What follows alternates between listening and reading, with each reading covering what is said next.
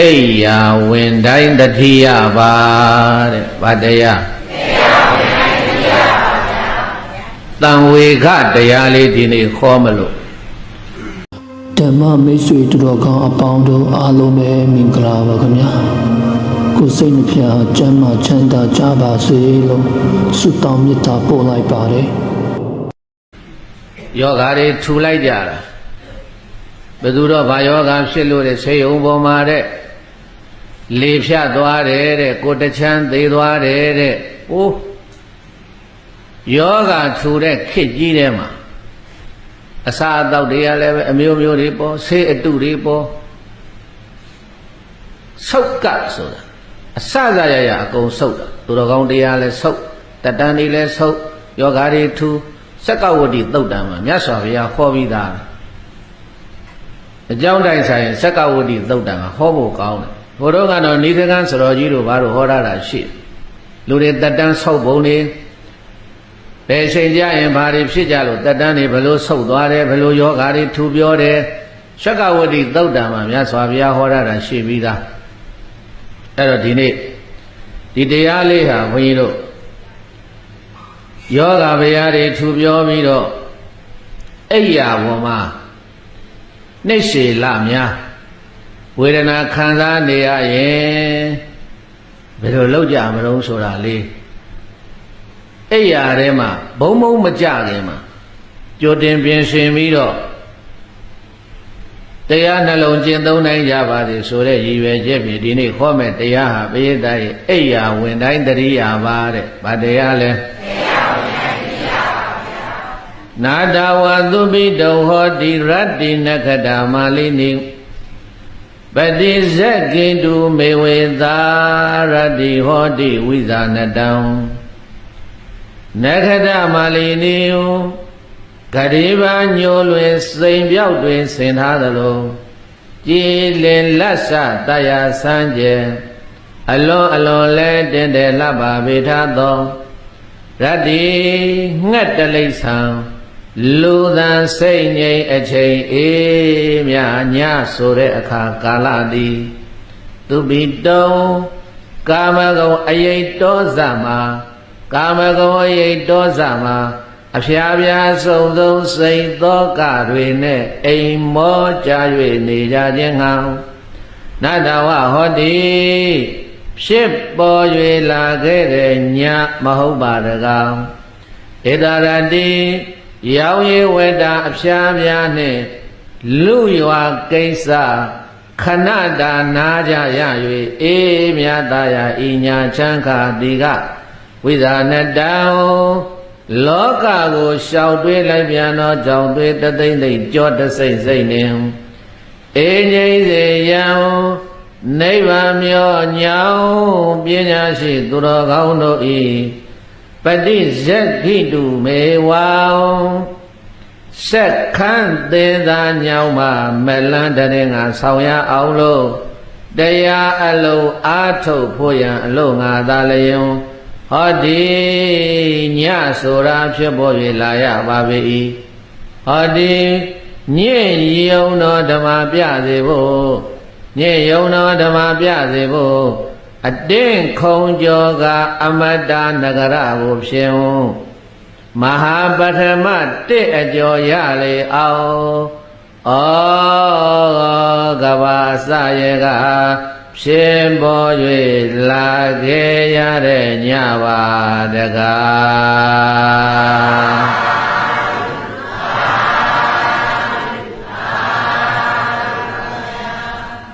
ဘုန်းကြီးတို့ကဘာကြီးမီးလောင်လို့ပြက်တယ်ရေမျောလို့ပြက်တယ်လေကြောင့်ပြက်တယ်ကဘာပြက်ပြီဆိုလိုက်ကြတော့ဘုရားသားရေမြတ်စွာဘုရားအက္ကိညသုတ်တံမှာဟောတာရှိ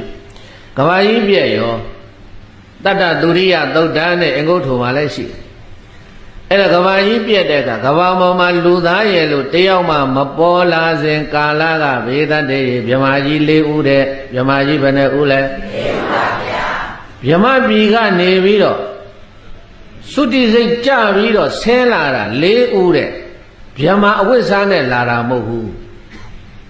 ဘုန်းကြီးတို့မီးလောင်တဲ့ကဘာဆိုရင်လည်းပဲကဘာကြီးမီးလောင်ပြီးပြက်တယ်ဆိုရင်ပြက်လောင်သွားတာလူဘုံနတ်ဘုံဗြဟ္မာ20တက်သွားတာဟိုမှာဗ ဗြဟ္မ20မှာကြံနေခဲ့တဲ့ဗြဟ္မဘုံတွေရှိ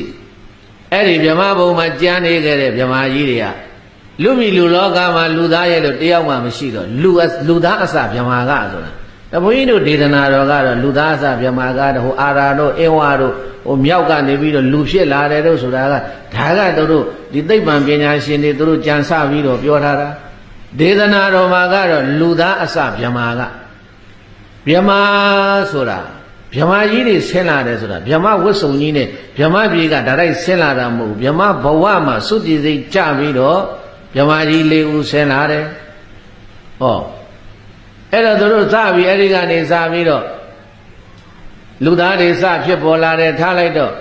အဲ့တော့တို့ဘာတောင်းတကြတော့ဆိုလို့ရှိရင်ကောင်းငင်ပါဟိုတော့ကတော့အလင်းတန်းကြီးတွေပေါ့လင်းနေတာကောင်းကြီးတခုနေညာမရှိဘူးနောက်တော့တို့အဲ့ဒီမှာကာမဂုဏ်တွေခံစားပြီးတော့ဒီရာသီဥတုတွေဘာတွေဖြစ်ပေါ်လာမှောင်သွားတဲ့အခါကျတော့တို့ပြလိုက်ကြပါသို့ပြေးတိုင်ညဘက်ကိုအဲ့ဒါတောင်းတတယ်အလင်းရောင်လေးတခုရရင်ကောင်းမယ်ဆိုပြီးတော့တောင်းတတော့အဲ့ဒီလူတို့ရဲ့ဆန္ဒဖြစ်ဖို့လို့စန္ဒီမာလို့ခေါ်တဲ့လပေါ်လာတယ်သူရိယလို့ခေါ်တဲ့နေပေါ်လာတယ်နေနဲ့လနဲ့ပေါ်လာတယ်အဲ့ဒီမှာနေညတစ်ခါသတ်မှတ်တယ်ထားလိုက်အဲ့ဒါပြောချင်တာကအဲ့တော့လူတွေရဲ့ဆန္ဒအရာတောင်းတတဲ့အတွက်ကြောင့်မို့လို့ဒါကြောင့်မို့လို့ပွဲထဲမှာလူပြည့်တွေပြောတယ်မို့လားတောင်းတဒုက္ခပေါ်ထွက်လာသရဝတလေးစိတ်ချမ်းမြေ့ဤဆိုတာလများပေါ်လာသလိုနေများပေါ်လာသလိုနေ့နဲ့ညလနဲ့နေပေါ်လာလောကကြီးတွေအဲ့တော့နေခင်းလူတွေဘာလုပ်ကြလဲတဲ့ရောင်ရည်ဝက်တာအဖျားဖျားနဲ့မနဲ့မိုးလင်းလာစားဖို့လို့တောက်ဖို့လို့ဝတ်ဖို့လို့မိသားစုရေးရှားဖွေပြီးတော့နေကြတယ်တနေ့လုံးဝဘေးသားတဲ့ရဲ့ဣတရတိရောင်ရည်ဝက်တာအဖျားဖျားနဲ့လူရွာကိစ္စခဏတာနာကြရ၍အေးမြသာယာဤညာချမ်းခါကာလတိကညကြတော့ဘာဖြစ်လို့နေဝင်သွားတယ်နေဝင်သွားတော့အပူမရှိတော့အေးဓာဝင်လာဘာဓာဝင်လာလဲအေးဓာဝင်လာတယ်အဲ့လိုအေးဓာဝင်လာတယ်ညအချိန်ခါကာလဆိုတာလူတွေဘာလို့ကြတော့ဆိုရင်အိတ်ကြတယ်တဲ့ရတ္တိငတ်တလိ္ဆန်လူသားစိတ်ငြိမ်အချိန်အေးမြညာချမ်းဆိုတဲ့ချိန်ကာလသည်သူပိနုံကာမဂုဏ်အယိတ်တောဇမှာအဖျားဖျားဆုံးဆုံးစိတ်သောကားတွင်နဲ့အိမ်မောကြ၍နေခြင်းငါတဲ့လူတွေဘာဖြစ်လို့ညကြရင်အိတ်တာတော့နေလေကင်းမအိတ်တတ်ဘူးအရှင်မယားတို့တော့နေလေကင်းကျိန်းတယ်ဘုန်းကြီးတွေတပည့်တော်တို့နေလေကင်းညဘလောက်အေးပြက်ဖျားတပည့်တော်တို့နေလေကင်းမအိတ်တတ်ဘူးတဲ့ဟောများသောအားဖြင့်ပရိသတ်ရဲ့နေလေကင်းမှာအိတ်တဲ့လူနဲတဲ့နေလေကင်းမအိတ်ဘူးတဲ့ဘယ်တော့အိတ်တော့ညကြမှာအိတ်တယ်ဘယ်တော့အိတ်လဲညကြမှာအိတ်တယ်အိတ်တာကိုခဏဘယ်လိုပြောတော့ဆိုလို့ချင်းအနားယူတယ်တဲ့ဘယ်လိုပြောလဲအနားယူတယ်အိတ်တယ်တူတူပဲအိတ်ဆက်ချင်းအနားယူခြင်းအဲ့တော့ဘာဖြစ်လို့အနားယူတယ်လဲဘာလုပ်နေရတော့ဟာလုပ်ရတာပေါ့တနေ့လုံးမနဲ့မိုးလင်းမျက်စိနဲ့လုံးပွင့်တဲ့ကကိုယ်လည်းမနာဘူးစိတ်လည်းမနာဘူးနော်ပါးစပ်လည်းမနာဘူးပြောကဆိုကရောင်ရဝဲဟာအိုးတခါတည်းဇက်ဆက်တယ်လို့နှိမ့်စဒူကအလုပ်တွေလုပ်နေကြတာပင်မန်းတယ်တဲ့ရုပ်လည်းပင်မန်းတယ်စိတ်လည်းပင်မန်းတယ်နှမျိုးလုံးပင်မန်းတာတစ်မျိုးတည်းပင်မန်းတာလားနှမျိုးတည်းပင်မန်းတာလားဘာဖြစ်လို့ပင်မန်းတာလဲလူမှုရေးစီဝါရေးစားရေးတောက်ရေးတွေဆောင်ရွက်နေကြရလို့လောကထဲမှာပြောတဲ့စကားရှိတယ်ပရိသတ်ရေနေပူမရှောင်ဘာလဲပြောသားမှာနေပူမရှောင်နေပူမရှောင်မိုးရမရှောင်နင်တို့ကငါရှာကျွေးခဲ့ရတာမိဘတွေပြောတဲ့စကားကြားဘူးပဲဩနင်တို့ကငါရှာကျွေးခဲ့ရတာဟာဒီမှာဈေးတောင်ကောင်းမောတင်ပြီးတော့နေပူမရှောင်မိုးရမရှောင်ဟောနေပူလည်းမရှောင်နိုင်ဘူးမိုးရလည်းမရှောင်နိုင်ဘူးနေပူတော့ထီဆောင်တယ်မိုးရွာတော့လေဒီလိုပဲခမောက်ဆောင်မိုးဆိုခံပြီးတော့ရှာလိုက်ရတဲ့စီးပွားဟာအဲ့တော့ပရိသတ်တွေဘုန်းကြီးတို့ခန္ဓာကိုယ်ဟာဘယ်လိုဖြစ်နေတော့လို့ဆိုတော့နေဓာတ်နဲ့ဗာဒံနဲ့လေဓာတ်နဲ့ဗာဒံနဲ့နေဓာတ်လည်းခံရတယ်လေဓာတ်လည်းခံရတယ်တဲ့ နေတံကိုကာကွယ်အောင်ဘယ်လိုလုပ်အောင်လဲအဝိဇ္ဇာထူထူဝတ်တဲ့ပြောတယ်ဘာလဲဟိုခန္ဓာကိုလိမ့်နေဟာတွေလိမ့်နေအပြင်ထွက်တဲ့ခါမျိုးမျိုးပဲသူတို့ဒီနေ့ပြုပြင်နေကြတာဘယ်လိုပင်ပြုပြင်မှတော့လည်းပဲပိယတရေနေတံကိုခံစားရတဲ့အတွက်ကြောင့်မို့လို့မွေးညင်းပေါက်ထဲကနေပြီးတော့နေပူတဲ့အပူရှိန်ဟာခန္ဓာကိုယ်ထဲကိုဝင်နေတယ်အဲ့ဒါမှတ်ထားနေပူတဲ့အပူရှိန်ဟာမွေးညင်းပေါက်ကနေပြီးတော့ခန္ဓာကိုယ်ထဲကိုဝင်နေတယ်ခန္ဓာကိုယ်မှာအပူစုတာခန္ဓာကိုယ်မှာဘာစုတာလူတွေဘာကြောင့်အိတ်ချင်တယ်ဆိုတာကိုပြောမလို့ခန္ဓာကိုယ်ထဲမှာအပူစုနေတာဘာစုနေတာလဲအဲ့ဒါပကတိအပူခေါ်တယ်နေပူလေပူအပူဓာတ်နဲ့ခံရတော့ခန္ဓာကိုယ်မွေးညင်ပေါက်ထဲကိုအပူတွေကစုပြီးတော့ဝင်အဲ့ဒါကအပြင်ပူအတွင်းပူလောဘကြောင့်ပူတယ်ဒေါသကြောင့်ပူတယ်မောဟကြောင့်ပူတယ်ဟိုစိတ်တွေပူလိုက်တာငါသမီးလေးပြန်မလာလို့ငါသားလေးပြန်မလာလို့ဟောအဲ့ဒါကစိတ်ပူအဲ့ဒါကဘာပူလဲအတွင်းပူဘာပူလဲပိသတ်တယ်အပြင်မှာနေပူမကြောင်မိုးရမကြောင်ရှားပွေကျွေးမွေးရလို့ပူလို့နေပူတွေလေပူတွေကမွေးညင်းပေါက်တွေကဝင်လို့အပူတွေခန္ဓာကိုယ်ထဲမှာစွနေတာကတစ်မျိုးတဲ့ဟောသာသမီတွေမလာလို့ပူရတာကတစ်မျိုးယောက်ျားပြန်မလာလို့ပူရတာကတစ်မျိုးဟိုထီထိုးထားတာချဲထိုးထားတာပေါက်လို့လားမရောတာလို့ပူရတာကတစ်မျိုးနဲ့အဲ့ဒါအတွင်းပူတွေဘာပူတွေလဲပိယတတ်တယ်အဲ့ဒါအတွင်းပူတွေအပူနှမျိုးညှပ်ပြီးတော့နေထားတာအဲ့တော့အပူနှမျိုးညှပ်ပြီးတော့နေတော့ညနေနေဝင်သွားပြီလဲဆိုတော့နေလုံးလဲပြောင်းသွားတော့ပိယတတ်အေးတာဝင်လာဘာသာဝင်လာလဲအေးတာဝင်လာတော့ခန္ဓာကိုယ်ထဲမှာဝင်နေတဲ့အပူတွေကအပြင်ကအေးတာလေးလဲရလာတော့ပိယတတ်တယ်လေပူနေပူမိထားတဲ့အပူတွေက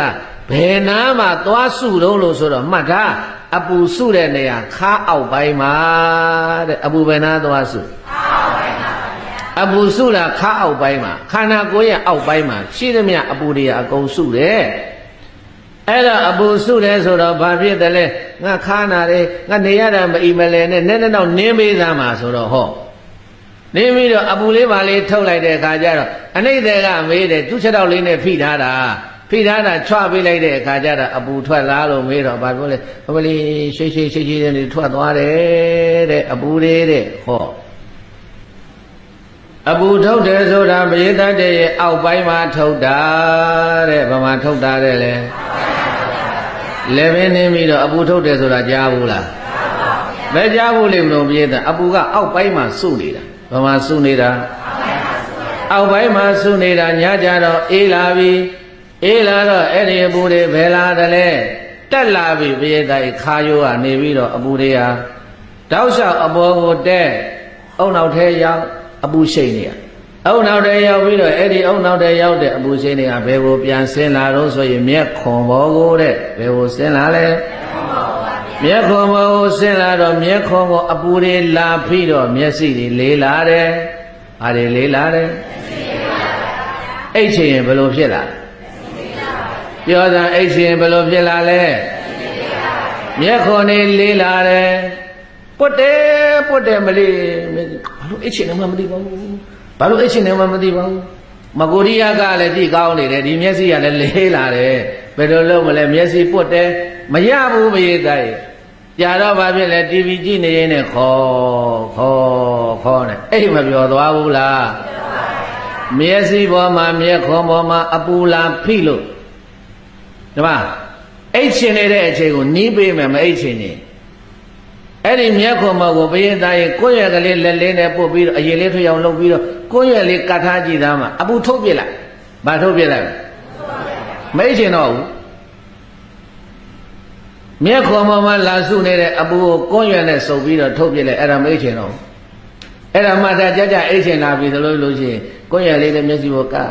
တော့အပူကဆုပ်ထွက်သွား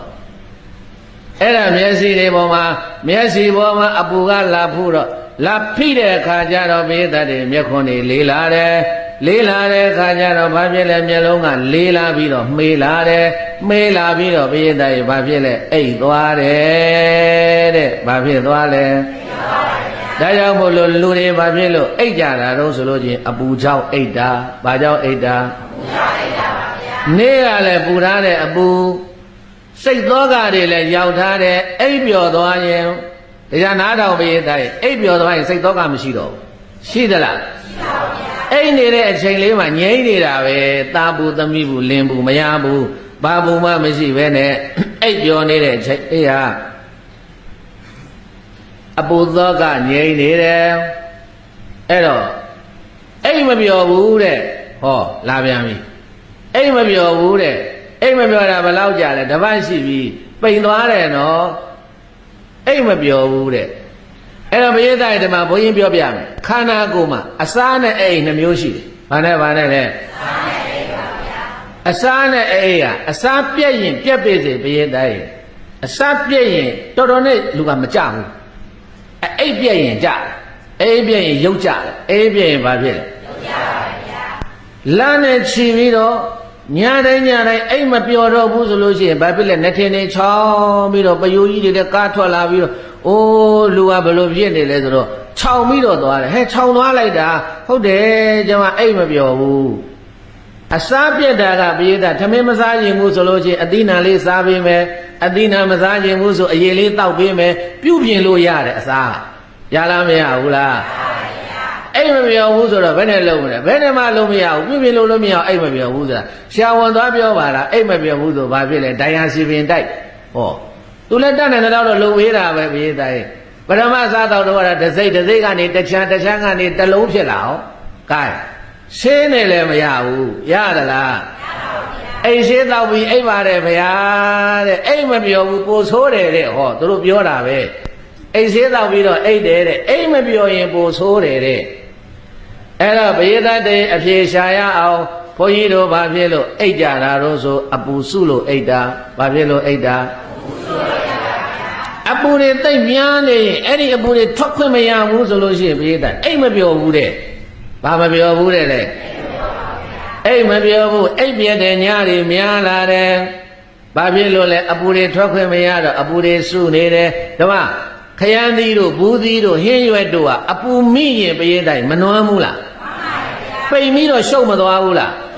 အိမ်ရင်ပြက်တဲ့လူကလည်းဘုရင်တိုင်မတ်တာတပြည့်ပြည့်နဲ့ပိန်လာတယ်ဘာဖြစ်လာလဲဒီဘုန်းကြီးပိန်လာဝါလားတော်တော်အေးပြက်ပုံရတယ်နော်တော်တော်အေးပြက်ပုံရတယ်အဲ့ဒါတော့အပူစုနေတဲ့ပုဂ္ဂိုလ်ဟာဟင်းပဲကစွန်များဟာနေပူမိလို့ပိန်သွားရှုပ်သွားတယ်လို့အပူများတဲ့ပုဂ္ဂိုလ်တွေရတယ်ဘုရင်တိုင်ပိန်တတ်တယ်တဲ့အထဲမှာအပူအောင်းနေတာဘာအောင်းနေတာလဲကိုင်းနေတော့ဘေဒတ်တွေတော်ပြီပြောချင်တာကဘာလဲလူသားတွေဘာဖြစ်လို့ညာကြလို့ရှိရင်အိတ်ကြတာလို့ဆိုရင်နေခင်းကပူထားတဲ့အပြင်ပူရဲ့တောကတွေလောဘတွေတာရည်သမီးရည်စီးပွားရည်တွေနဲ့အတွင်းပူလို့ခေါ်တဲ့စိတ်အပူရဲ့အဲ့ဒီအပူတွေဖိတဲ့အတွက်ကြောင့်မို့လို့လူသားတွေကညာကြလို့ရှိရင်အိတ်ဆက်နာယူကြရတယ်အပူထုတ်ပေးရတယ်အဲ့အပူတွေထွက်နေရောသူကအဲ့တော့လူတယောက်ရဲ့အိတ်ချိန်ဟာအနာယူချိန်ဟာဘလောက်တုံးလို့ဆိုရင်ရှင်းပညာက8နာရီတဲ့ဘုရားသားရဲ့ဘယ်နှနာရီလဲလဲ8နာရီပါဗျာ8 3လီဘလောက်လဲတနေ့မှာနာရီပေါင်း24နာရီနာရီပေါင်းဘလောက်ရှိလဲ24နာရီကို3ပုံတပုံကို8နာရီမနေဘူးလား16နာရီကအလုံးလုံးချိန်နဲ့16နာရီကဘာချိန်နဲ့အိတ်ချိန်ကဘယ်နှနာရီအဲ့ဒါလူသားတယောက်ရဲ့အနာယူချိန်ဟာ8နာရီအိတ်ချိန်တဲ့ဒါကရှေးပညာကဆရာဝန်ကြီးတွေပြောတာလုံလောက်တဲ့အိတ်ဆက်အနာယူခြင်းကိုယူရမယ်ဟောဒါဖြစ်လို့ရှိရင်အဲ့ဒီ8နာရီအိတ်မှာလူကလန်းဆန်းဆန်းနဲ့ကြည်ကြည်လင်လင်နဲ့ဝါဝဖြိုးဖြိုးဖြစ်မှာလားဆိုတော့ဘုရားတိုင်ချွန်ရင်းချက်တော့ရှိတယ်တဲ့တော်တဲ့တောင်ထဲမှာဝါကြောင်းတွေမှာတစ်ပင်ရင်းတွေမှာဖယားလက်ထက်ကလည်းရှိပါတယ်ယခုလည်းရှိပါတယ်ဘုန်းကြီးတို့မာဘောဓိမြိုင်စတော်ကြီးတို့ဆိုလို့ရှိရင်တော်တဲ့တောင်ထဲမှာနေပြီးတော့တောရိပ်တောင်ရိပ်ခေါ်ပြီးတော့ဟိုမဟာမြိုင်တောကြီးထဲမှာတောရဆောက်တည်နေတဲ့သူတော်စင်ကြီးတွေယဟန်တွေဟာဘေဒတ်တွေအိတ်ဆက်ချိန်2နာရီ3နာရီလောက်ပဲယူလိုက်ရင်လုံလောက်တယ်တဲ့ဘာဖြစ်လို့တော့ဆိုအပူမမိလို့ဘာဖြစ်လို့လဲအပူမမိလို့ပါဗျာ အေးမောကွယ်တော်တဲ့တောင်ထဲမှာနေတော့မဟာမြိုင်တော်ကြီးထဲမှာတရင်သုံးနေတော့နေပူတန်လည်းမမိဘူးမိသလားမိပါဘူးဗျာတရားရှုမှပွားများနေတဲ့အတွက်ကြောင့်မို့လို့လောဘလည်းမဖြစ်ဘူးဒေါသလည်းမဖြစ်ဘူးမာနလည်းမဖြစ်ဘူးရာဂလည်းမဖြစ်ဘူးတော်တဲ့တောင်ထဲမှာတရားနှလုံးကျင့်သုံးနေတဲ့ပုဂ္ဂိုလ်တွေကသားရည်သမီးရည်စီးပွားရေးကိုရှိသလားရှိပါဘူးဗျာအဲ့ဒီအမှုသောကတွေရှိလားရှိပါဘူးဗျာအတွင်းမှုလည်းမရှိဘူးအပြင်မှုလည်းမရှိတဲ့အတွက်ကြောင့်မို့လို့အဲ့ဒီလိုပုဂ္ဂိုလ်မျိုးရဲ့ခန္ဓာကိုယ်ထဲမှာကြတော့အပူကသိမ့်မစုဘူးအပူသိမ့်မစုဘူးအပူမစုရင်2 နာရီ3 နာရီလောက်ပဲခန္ဓာကိုယ်ပင်မနှွမ်းနေတာကိုအနာယူလိုက်ရင်လုံလောက်တယ်တဲ့အဲ့တော့တော်ပြီပိသတ်တွေဒါဘုန်းကြီးတို့လူသားတိုင်းအလုံးယဟန်ရှင်တို့ပြည်သူအလုံးညကြလို့ရှိရင်အိတ်ကြတယ်ဆိုတာအနာယူရတယ်ဆိုတာတနေ့လုံးပူနေတဲ့အပူတွေထွက်ပါစေထွက်အောင်ဆိုပြီးတော့မျက်လုံးကနေထွက်မယ်ပါးစပ်ကနေထွက်မယ်နှာခေါင်းကနေထွက်မယ်ထွက်တော့ကိုအိတ်နေတဲ့အချိန်မှာအပူတွေထွက်သွားဒါကြောင့်မနေ့မိုးလေးလို့ရှိရင်ပရိသတ်ကိုအိတ်တဲ့အိတ်ရစမ်းကြည့်တာပူမနေဘူးလားအဲ့ဒါပဲပရိသတ်ရဲ့အခုတည်းမှာပူနေတယ်အိတ်ရကတို့ရင်အိတ်ရတွေပူနေတယ်ဩဒါခန္ဓာကိုယ်ကထွက်တဲ့အပူကိုင်းမနဲ့မိုးလေးလို့မျက်နှာသင်ပြီးတာနဲ့ထိတဲ့ချောင်းကိုင်းပြီးတော့ထွက်ပြန်ပြီးပြန်ဝင်ပြန်ပြီးအပူပူသလားမပူဘူးလားတာရည်သမီးရဲ့စီးပွားရေးလူမှုရေးတွေနဲ့ပြန်ပူသလားမပူဘူးလားပူလားဗျာနဲ့ညာကြတော့အဲ့ဒီအပူထွက်အောင်ဘာလုပ်ရလဲပင်မနေတဲ့နွမ်းနေတဲ့မအိပ်ရဘူးလားအဲ့တော့ဘုရားတိုက်လိုက်ဆိုကြည်စားမှာတနေ့တစ်ခါအိပ်ရမှာသူငါအိပ်ကြတာတနေ့တစ်ခါအိပ်ရမှာသူငါအိပ်ကြတာအိပ်ရတဲ့တွင်အတွေးဝင်ပူပင်နေခဲ့တာအိပ်ရတဲ့တွင်အတွေးဝင်ပူပင်နေခဲ့တာဩဘိသတ္တေများသောအဖြစ်ကျမ်းမာရေးပြည့်စုံနေတဲ့ပုဂ္ဂိုလ်တွေကအိပ်ရတဲ့ကိုတနေ့မှတစ်ခေါက်ပဲရောက်တယ်တနေ့ဘယ်နှခေါက်ရောက်ဘယ်ချိန်လဲညအချိန်ဘယ်ချိန်လဲဘိသတ်ရဲ့ညစားပြီးတောက်ပြီး9 နာရီခွဲ10 နာရီဆိုရင်အိပ်ရတယ်မဝင်ဘူးလား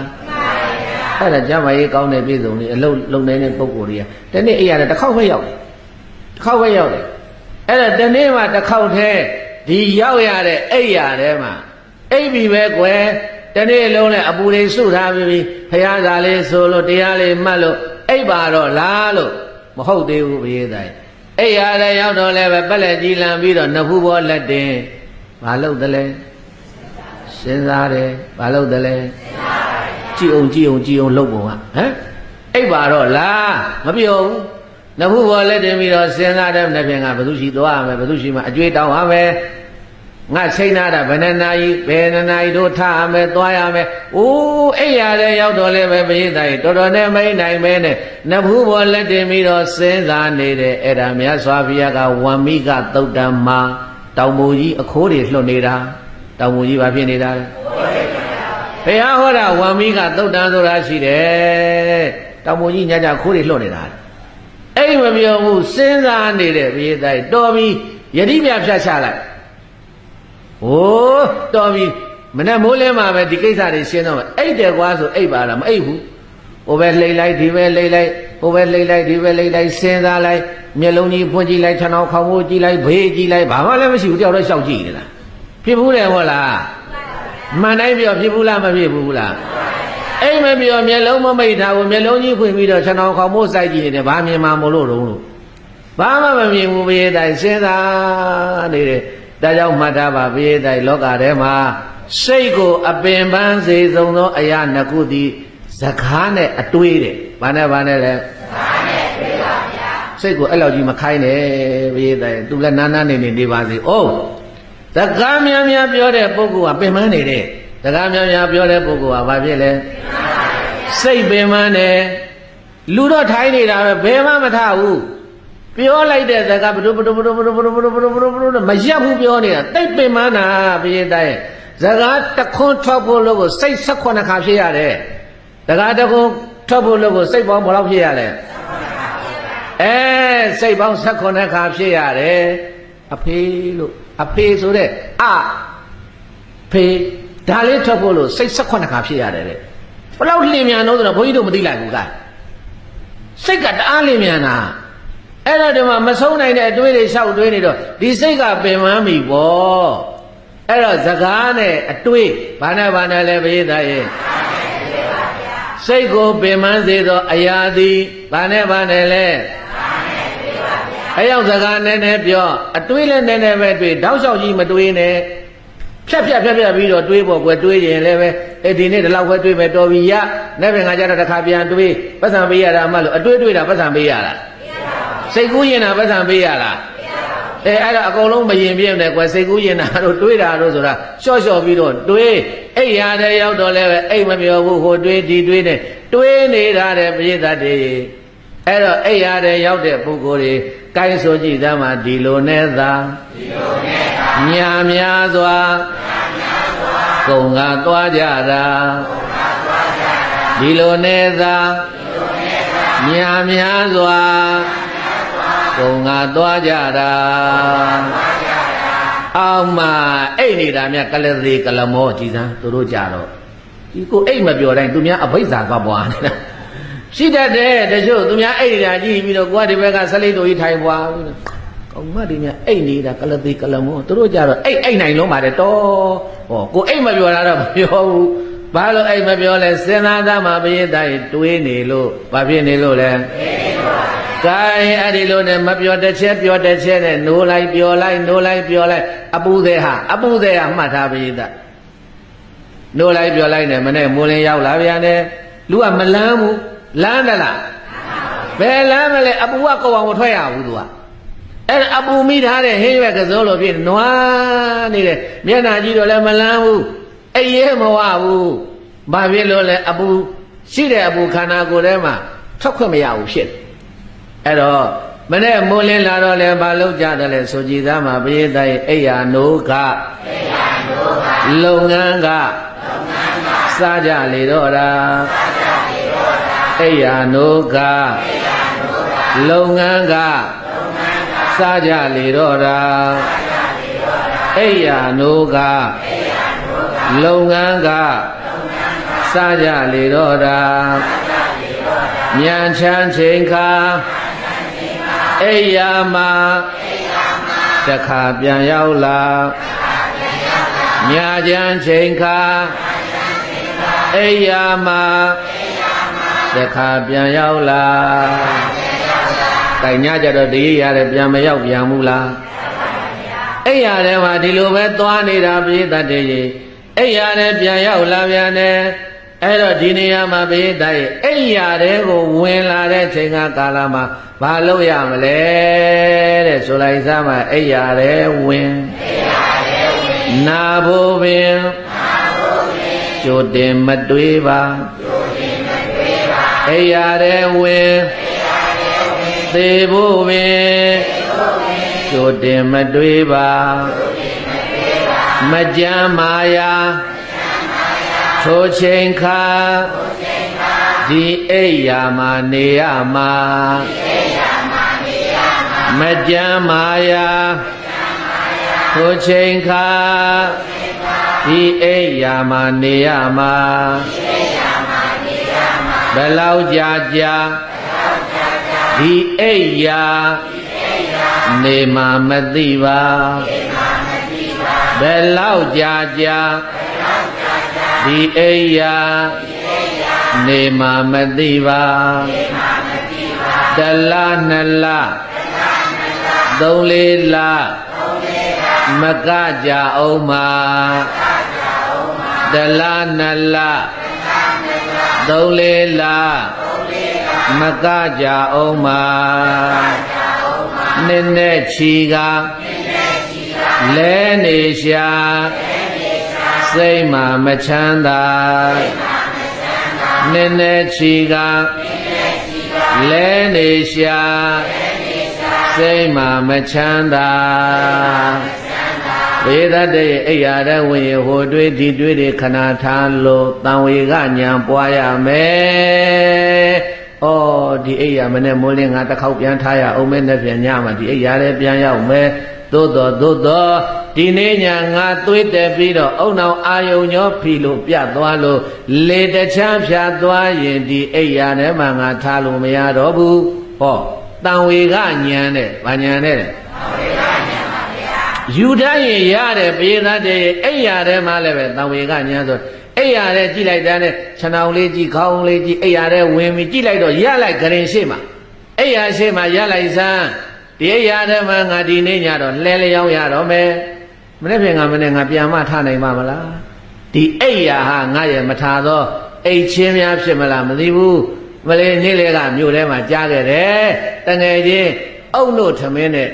အုံတို့ခောက်ဆွဲနဲ့ဓမ္မောက်ထမင်းစားပြီးတော့သွေးတက်သွားလို့တဲ့လေဖြတ်သွားလို့တဲ့ပဇာရွယ်သွားလို့တဲ့ကိုတချမ်းသေးသွားလို့တဲ့အိယာထဲမှာမထတော့ဘူးငါများအဲ့ဒီအိယာထဲမှာအဲ့ဒီလိုကြီးတလနှစ်လနဲ့မှပြန်ကောင်းပါမလားနှစ်ချီပြီးများခံစားနေရပါမလဲလို့အိယာဝင်တိုင်းတတိယပါပါတယ်လေအိယာဝင်တိုင်းတတိယပါအဲ့ဒီလိုအိယာထဲရောက်ရင်ပြည့်တတ်တယ်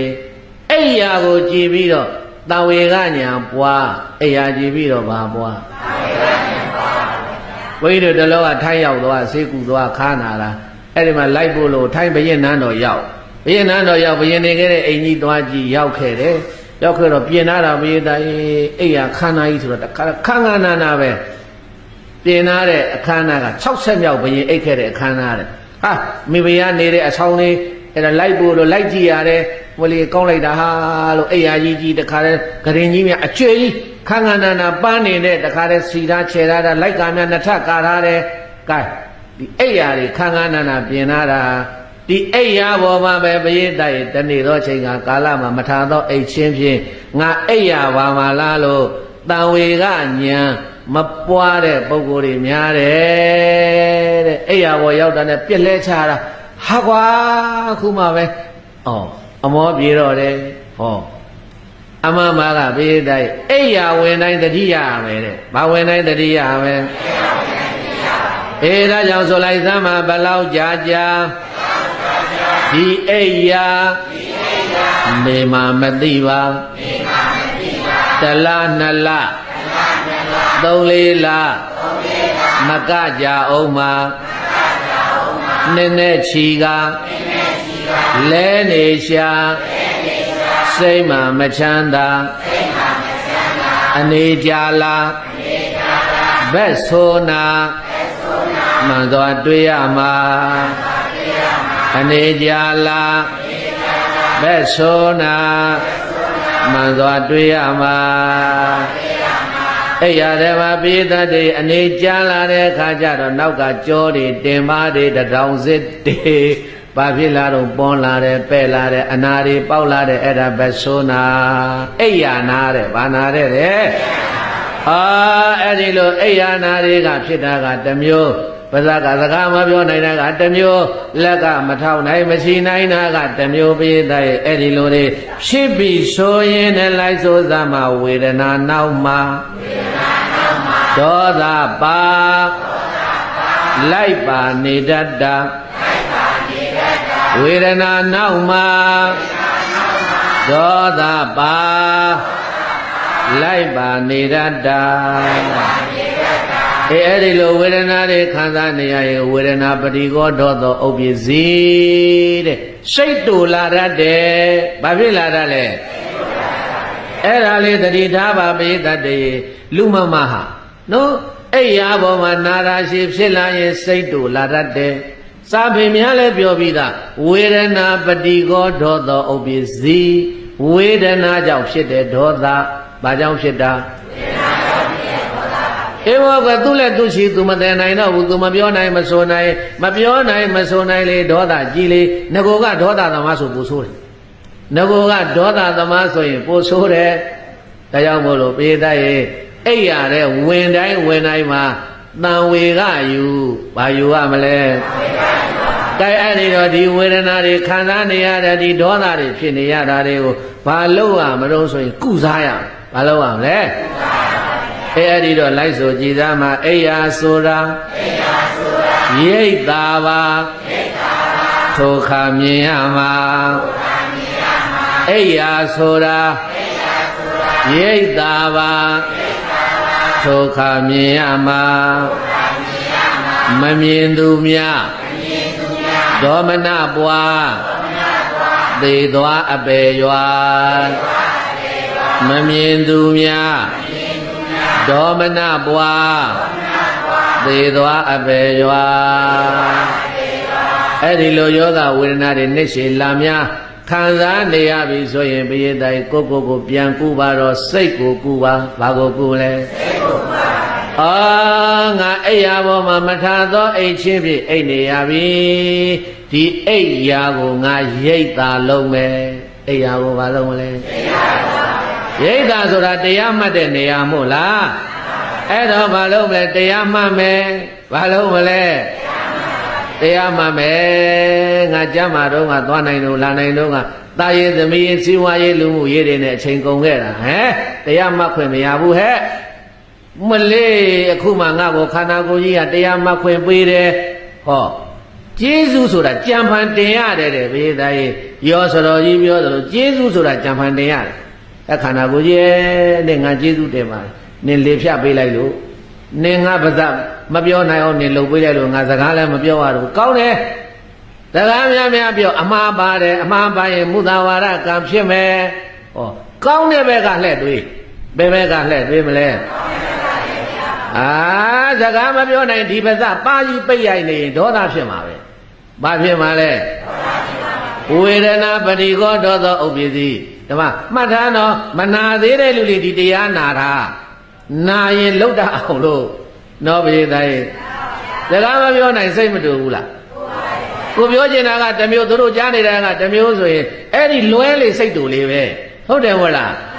အဲ့ဒါသူတို့စိတ်တူတော့ဘာဖြစ်လဲကိုပြန်လှုပ်တယ်ပါသက်ကမပြောနိုင်တော့ဒီပပြန်နဲ့ပါးတကြီးဆွဲရိုက်ပြတော့ကိုသားမနာဘူးလားရုပ်လဲနာတယ်စိတ်လဲနာတယ်ကဲသေရောဘုရားသားနှစ်နာတာပဲရုပ်လည်းပါရိုက်လို့နာလိုက်ရသေးတယ်ကိုပါကိုပြန်ရိုက်နေတယ်ဘယ်လိုလဲဒေါသဝေဒနာပရိကောဒေါသဥပ္ပစ္စည်းရောဆိုတော်ကြီးကပြောတယ်ကောင်းတဲ့ဘက်လှည့်တွေးလိုက်တယ်မကောင်းတာကိုအကောင်းလုပ်ယူရမှာမကောင်းတာကိုဘာလုပ်ပါအကောင်းလုပ်ယူရမှာကောင်းတယ်ဗဇမပြောနိုင်ဘူးမပြောဘူးပါဖြစ်အမလေးရှေ့ကဆရာတော်ကြီးတွေ12နှစ်ဖက်ပရိုင်းဆရာတော်ကြီးတို့တရားကျင့်သွားတာ12နှစ်လုံးဝစကားမပြောဝစီပိတ်ကျင့်သွားတာဝတိပိတ်ဆိုတာကြားဘူးတယ်မဟုတ်လားစကားလုံးဝမပြောရေငုံစတော်ကြီးတို့သခိုင်းတောင်ရုံးမှာရေငုံစတော်ကြီးတို့ဆိုတာရေငုံထားတယ်စကားပြောရမှာကြောက်လို့တကားတော်မှလာတယ်ကဲစကားနဲ့ရင်အမှားကင်းတယ်စကားနဲ့ရင်ဘာဖြစ်လဲစကားများရင်အမှားများတယ်စကားပြောပါများစကားတဲ့အမှားပါတတ်တယ်ကောင်းတယ်ဘာဖြစ်လဲလေပြသွားတယ်စကားမပြောရဘူးအကုသို့ကင်းလိုက်တာဆဲလည်းမဆဲတော့ပြောလည်းမပြောတော့ဘာမှမပြောတော့ဘူးကဲကင်းရောအဲ့ဒါအကုသို့ပါဇက်ပိတ်သွားတာကောင်းတဲ့ဘက်ကလှည့်တွေးရတယ်ကောင်းတဲ့ဘက်ကလှည့်မတွေးပဲနဲ့နော်လှည့်တွေးဆိုတာလေရှေ့ကကျမ်းမာတော့ကတရားနာတာမှတရားအထုတ်တာမှဒီစိတ်ကတွေးလို့ရတာဘာတရားမှမနာတာဘူးဘာတရားမှအမထုတ်တာဘူးကျမ်းမာတော့ပြုံးပြောအာကိုတရားရှောင်ရှားဖယ်ကျော်ယောဂယာမဓမ္မအဘောရှာတော်ညာအတုံးပြီးတော့တဲ့ရှေ့ကစီထားတဲ့လင်္ကာလေးရှိတယ်အဲ့တော့ဒီမှာမကြမ်းမာတော့အစင်နဲ့ဖြစ်ဖို့လို့ကျမ်းမာတဲ့ကာလတည်းကတရားစခန်းလေးပြေဝင်ထားတာမျိုးတို့တရားလုံးအထုတ်ထားတာမျိုးတို့ဥပုသ်ဆောင်ထားတာမျိုးတို့ဒါလှုပ်ထားမလားမလှုပ်ထားဘူးလားခန္ဓာကိုယ်ကြီးရဲ့နင့်ကိုငါကျေးဇူးတင်လိုက်တာအခုမှငါနာခွင့်ရတယ်အေးဖို့လေဖြတ်သွားမှာတော့ဘယ်သူမှလည်းမခိုင်းတော့ပါဘူးသားတွေသမီးတွေကအစောတုန်းကတော့ခိုင်းနေသေးတာအမေပတ်ထန်ရှာပေးဦးဖေးပတ်ထန်ရှာပေးဦးအမေဖေးလေးဖြတ်သွားတယ်အဲ့ရဘဘုံကြတော့ခိုင်းတော့မခိုင်းတော့ကိုက်နေတော့ငါမခိုင်းတော့ဘူးအဲ့တော့ငါခန္ဓာကိုကျေးဇူးပြန်လှည့်တင်ပြီးတော့အခုမှပဲနေငါတရားမှတ်ခွင့်ပေးတယ်ဆိုပြီးတော့အဲ့ရာကိုရိတ်တာလုပ်ဖို့လို့အဲ့ရာကိုဘာလုပ်ဖို့တရားဆိုလိုက်စမ်းပါအဲ့ရာဆိုတာရိတ်တာပါထိုခါမြင်ရမှာမမြင်သူများဒေါမနပွားသေသွားအပေရွာရိတ်တာဝင်တာကျိုတင်ကအိယာပြင်နာတာရိတ်တာဝင်တာ ပြုတင်ကအိယာပြင်နာတာဟောဝါတွင်ကာလတလတည်းတရားစခန်းနေသွားပြီးတော့တရားအထုတ်တယ်ဒီစဉ်မှာကြောက်မရက်တွေမှာတရားအထုတ်တယ်တကြံရက်တွေမှာတရားအထုတ်တယ်ရိတ်သားဝင်တယ်ဆိုတာအိယာပြင်နာတာရိတ်သားဝင်တယ်ဆိုတာဘာလို့တာမကြားမမာတဲ့အခါအိယာဘောမှာဘုံဘုံကြရင်အိယာကိုဘာလို့ဖို့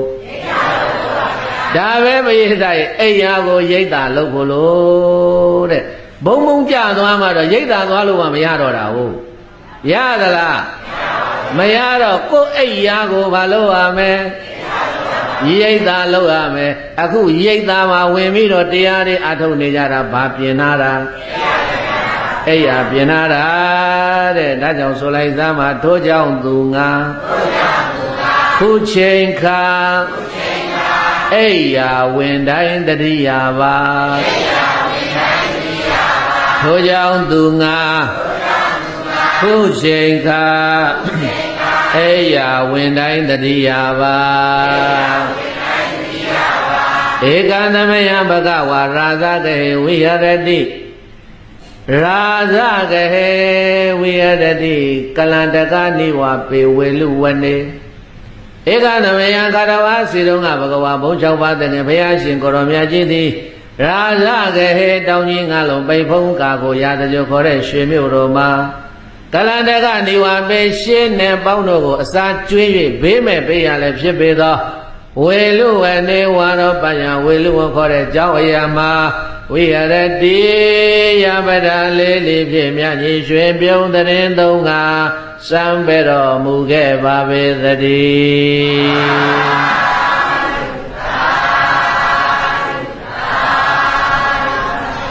မြတ်စွာဘုရားရှင်ကိုရောမြတ်ရာဇဂိုပြည်မောဝေလူဝရွှေကြောင်းတော်မှာကြောင်စံပြောမွေးနေတော်မူနေစဉ်ကာလ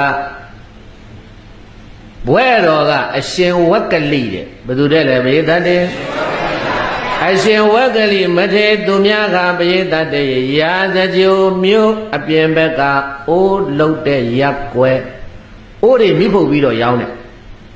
အိုးလုတ်တဲ့တဲလေးထဲမှာရှင်ဝက်ကလိရောက်နေတယ်တဲ့ဘယ်လိုလဲဘုန်းကြီးကြောင့်လည်းမဟုတ်ဘူးဘယ်နဲ့အိုးလုတ်တဲ့တဲဒီကိုတော့ဘာသွားလုံနေတော့ကျမ်းမာရေးမကောင်းဘူးတဲ့ဘာဖြစ်တယ်တဲ့လဲကျမ်းမာရေးမကောင်းတော့ဘူးတဲ့အဲ့ဒီကိုတော့အိုးလုတ်တဲ့တဲထဲမှာ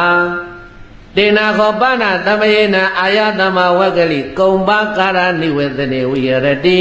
အာဘာဒီကောဒုက္ခိတောဘာလကိလနောအဘာနိကောယောဂဝေဒနာနှိစ္စခံရသည်ဖြစ်၍ဒုက္ခိတောပင်မဆင်းရဲသည်ရောက်သည်ဖြစ်၍ဘာလဂီလာနောပြင်းစွာဖြာနာသည်ဖြစ်၍တဲ့ဒီနေ့ခေတ်စကားနဲ့ပြောတယ်ငှက်ဖျားယောဂဘာယောဂတောထဲမှာပြည့်တဲ့တရားသွားထုတ်နေတာတောထဲမှာဆိုတော့ခြင်လဲကြိုက်ရင်ကြိုက်မယ်ပေါ့စမ်းရည်တွေဘာတွေတောက်ရင်လဲတောက်ပြီပေါ့ပြည့်တဲ့ငှက်ဖျားယောဂတဲ့ဘာယောဂတဲ့လေငါပြားယောဂမိလာတဲ့ကိုတော့ထန်းစင်ကြီးနဲ့လာတာဘာနဲ့လာတာလဲအိုးတဝါတွင်လို့ဘေးသက်တွေတော်တဲ့တောင်ထဲမှာသွားပြီးတော့တရင်သုံးဖို့သံဃာတော်တွေနဲ့တောရဆောက်တည်ပြီးတော့နေတာတရင်ဝါလာကျွတ်တော့အဖော်သံဃာ၄၅ပါးနဲ့မြတ်စွာဘုရားဖူးမယ်လို့ဆိုပြီးတော့တောရကနေထွက်လာတာရာဇဂိုကိုအဲ့ဒီမှာလမ်းထဲမှာတည်းပြတဲ့ဟင်းတဲ့ဖြားဒီကတုံတက်ပြီးတော့တတိမရတစ်ချက်ရတစ်ချက်ကောက်ခါငယ်ငါတခါတည်းဖြစ်ရောငပြားထတက်တယ်ငပြားထတက်တော့ဇေတုံဝေလူဝင်ကြောင်းကိုရောက်တော့ဘယ်လောက်ကြီးလူမမာကအသေးသာအပူချိန်103 104ဖြစ်နေလူမသူမမသိအောင်ဖြစ်နေတော့ဝေလူကိုခေါ်သွားဖို့ဆိုတာမဖြစ်တော့နီးတဲ့တဲဝင်လိုက်ရတော့အဲ့ဒီတဲကအိုးလုတ်တဲ့တဲတဲ့ဘာတဲတဲ့လဲ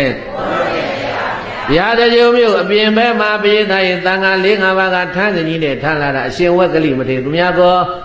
ယောဂကအသေးသားဖြစ်နေတဲ့တတိမယတစ်ချက်ရတစ်ချက်ဒီနေ့ခေတ်ဆိုဗရာတိုင်တွေပါတယ်နဲ့အပူချိန်တွေပါတယ်တိုင်းပြီးတော့ရေခဲတွေပါတယ်အုံမယ်ပေါ့ကွယ်โอเคကဒီလိုလဲခက်မမီတော့ဟာတခါလဲအဲ့ဒီအိုးလုံးတဲ့တဲမှောင်မဲနေတာပဲအိုးတွေကလည်းကွဲတဲ့အိုးတွေကမိဖုတ်ထားတဲ့အိုးတွေရောနီးတဲ့စီထည့်လိုက်ရတော့ဒါမတတ်နိုင်ဘူးရာဇဂိုမြို့အပြင်ဘက်ဝေလူကိုအကြောင်းရောက်အောင်သွားနိုင်တော့သူဆန္ဒကဘုရားဖူးရှင်တာဘာဖြစ်ရှင်တာလဲ မြတ်စွာဘုရားကိုသိကြည်ညိုတာဘိသတ်တွေမြတ်စွာဘုရားလူဘဝတည်းက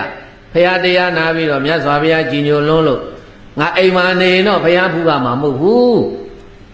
အဲ့တော့မြတ်စွာဘုရားရဲ့ရူပကာယတော်ကြီးကြည်ညိုပြီးတော့သာသနာတော်ဝင်လာ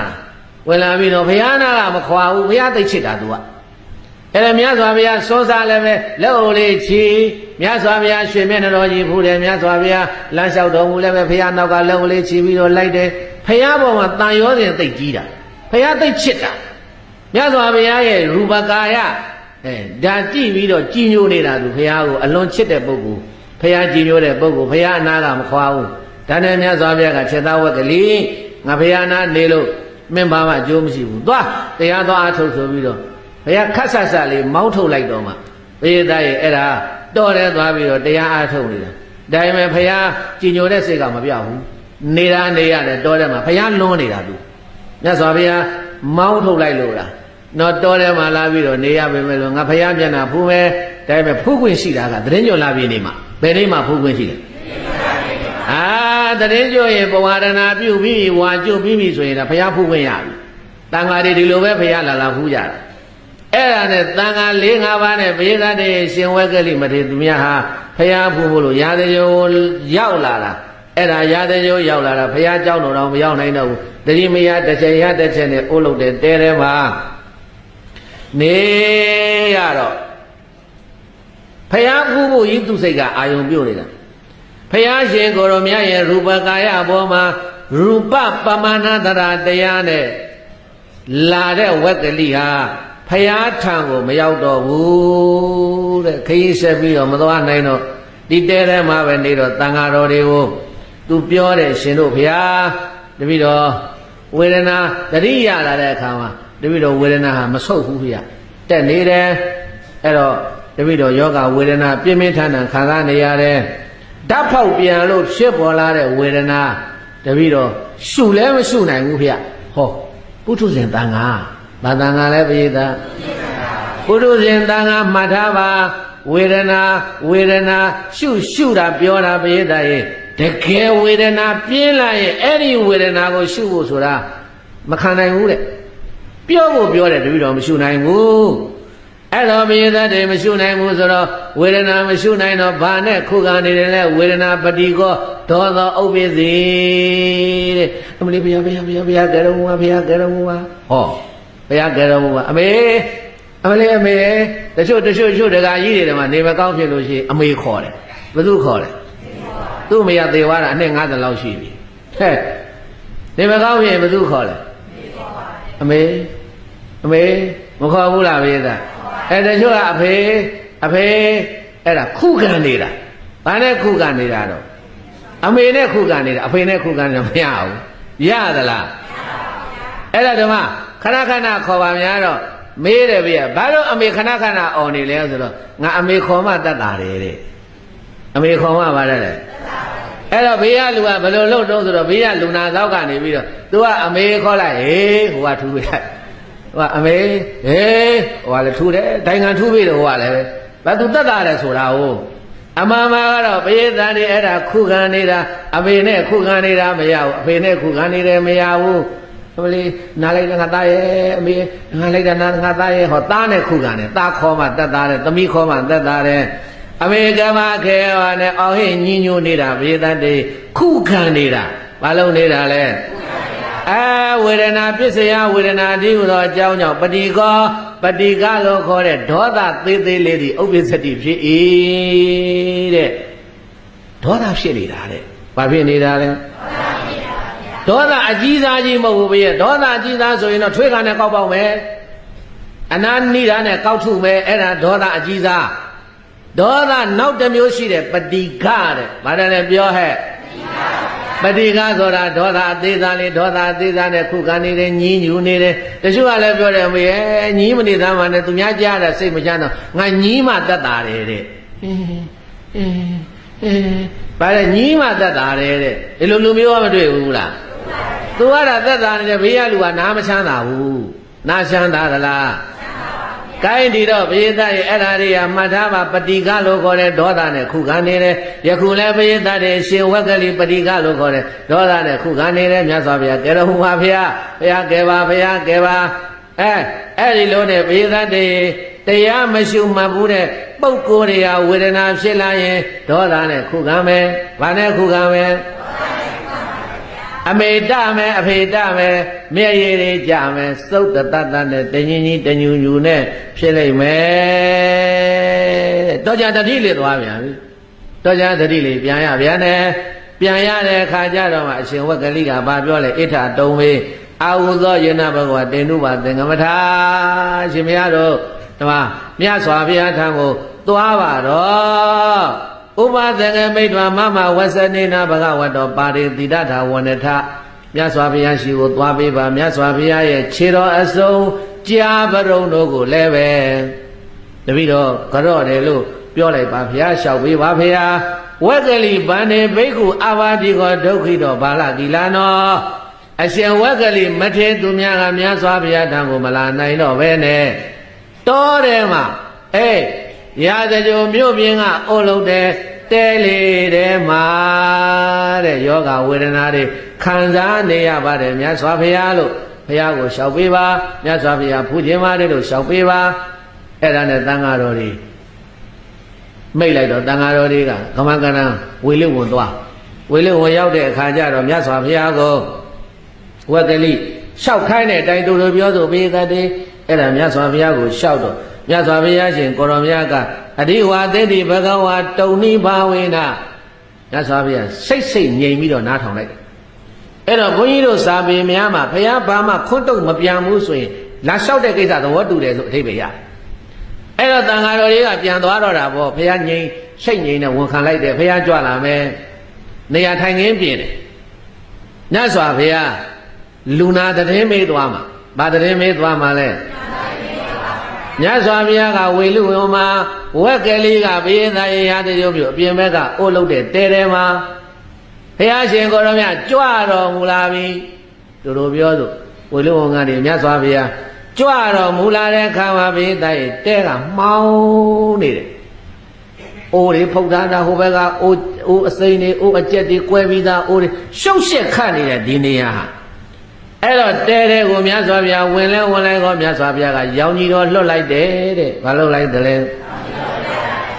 ဘက်ကလေးကပက်လက်ကလေးဟိုမှာတတိကလစ်သွားလိုက်တော့ကြတတိလေးပြန်ရလာလိုက်တတိလစ်သွားလိုက်တတိလေးပြန်တတိမရသေးတဲ့ရတတ်ချက်ဖြစ်နေတဲ့အချိန်မှာမြတ်စွာဘုရားရှင်ကိုရောမြတ်ရောင်ကြီးတော်အလင်းရောင်လွတ်လိုက်တော့အဲ့ဒီအိုးလုတ်တဲ့တဲဟာရောင်ကြီးတော်အလင်းရောင်နေတဲ့တခါလဲလျှက်စင်မိခလုတ်ဖွင့်လိုက်သလိုပဲလင်ထိန်ပြီးတော့သွားတော့အဲ့ရထဲမှာမေးမိတ်လျှောင်းဆက်နေတဲ့ဝက်ကလေးမထေရတတိရတဲ့ချိန်နဲ့သွားကြုံတော့မျက်စိဖွင့်ကြည့်တယ်တဲ့မျက်စိဖွင့်ကြည့်တော့မြတ်စွာဘုရားကြွလာမှလည်းသိလဲသိရောဘေးသားရဲ့အယောသေးပြုရအောင်ဆိုပြီးတော့တခါတည်းအာယူပြီးတော့ကုန်းထတာတဲ့ဘုရားကြွလာတော့ဘုရားကြော့မလို့ဆိုပြီးတော့ကုန်းထတဲ့အခါကျတော့မထနိုင်တော့ဘူးတဲ့ဒီအိယာဟာမထသောအိယာဒီအိယာဟာဘာဖြစ်လဲအာယူပြီးတော့လက်ထောက်ပြီးတော့ဘုံဆိုပြန်လဲသွားတယ်ပြန်ထတယ်ဘုံဆိုပြန်လဲသွားတယ်လုံးဝထလို့မရတော့အဲ့လိုနှစ်ကြိမ်သုံးကြိမ်ထဖို့လို့ကြိုးစားနေတဲ့ဝက်ကလေးကိုမြတ်စွာဘုရားရှင်ကိုရောမြတ်ကအလံဝက်ကလေးအလံဝက်ကလေးအလံဝက်ကလေးဝက်ကလေးခြေသားဝက်ကလေးအလံမသိတော့ပါဘူးကွာခြေသားမလုံးနဲ့မလုံးနဲ့မလုံးနဲ့မလုံးနဲ့နေမင်းနေတာသလိုနေမာတော်မေသကေသမောဓာတိမာတော်မေသကေသမောဓာတိတွန်တင်ရှင်သန်သည်မေသကေမင်းနေတဲ့အဲ့ဒီအိယာကရင်ပေါ်မှာမာသမောတော်တိတဲ့မာသမောတော်တိမလှုပ်ရှားပါနဲ့လှုပ်လာတော့မောလာတယ်လှုပ်လာတော့ဘာဖြစ်လဲမောလာပါဗျာအရောက်လူမကြကြလှုပ်လာရင်ပြောတယ်မလားအမေငိမ့်နေမောနေမယ်မပြောဘူးလားဝက်ကလေးလည်းမောလာတယ်ဝက်ကလေးဘာဖြစ်လဲပရိသတ်အဲ့တော့မြတ်စွာဘုရားရှင်ကိုရောမြတ်ကပြောတယ်ခြေသားဝက်ကလေးမလှုပ်နဲ့မင်းမောနေမယ်ဒီနေ့စကားနဲ့ပြောဒီလိုပေါ်ပြီးငိမ့်လေးနေလိုက်စမှာခြေသားရဲ့မလုံနဲ့နေကိစ္စမရှိဘူးနေငါဘုရားအယိုသေးမပြုပါလဲနေကိစ္စမရှိဘူး မြတ်စွာဘုရားရှင်ကိုရောမြတ်အဲ့လိုမိန့်တော်မူလိုက်တော့မှဝက်ကလိမထေသူများငြိမ်ပြီးတော့ဘုရားတိုင်ရင်ဘပေါ်မှာလက်အုပ်ချီတယ်ပေါ်မှာလက်အုပ်ချီတယ်ရင်ဘပေါ်မှာလက်အုပ်ချီပြီးတော့မြတ်စွာဘုရားရှင်ကိုရောမြတ်ကိုခေါင်းလေးညှိပ်ပြီးတော့အယုသေးပေးတယ်တဲ့အဲ့တော့မြတ်စွာဘုရားကဝက်ကလိရဲ့ခေါင်းရင်းမှသွားထိုင်တယ်ဝက်ကလိခေါင်းရင်းမှာနေကထိုင်လေးခင်းတာတဲ့နေကတိုင်လေးပေါ်မှာမြတ်စွာဘုရားရှင်ကိုရောမြတ်တရင်သုံးနေတော်မူတဲ့အခါကျတော့မှဝက်ကလိဟာမြတ်စွာဘုရားရှင်ကိုရောမြတ်ကိုနိနိကကဖူးတွေ့ရတဲ့ချိန်မှာမြတ်စွာဘုရားရှင်ကိုရောမြတ်ရဲ့ခန္ဓာကိုယ်စိတ်မှာထွက်ကြွကွမှုတော်မူတဲ့ရောင်ကြီးတော်တွေအနိကကြီးညိုနေရတာကတစ်မျိုးမြတ်စွာဘုရားရှင်ကိုရောမြတ်ရဲ့ရွှေမျက်နှာတော်ကြီးကိုတဲ့အနိကဖူးတွေ့ရတဲ့အခါမှာရှင်ဝက်ကလိမထေသူမြတ်မျက်ရည်ကျလာတယ်။ဘာဖြစ်လာလဲဘုရားရဲ့ကြည်စံမျက်ရည်တွေဖြိုင်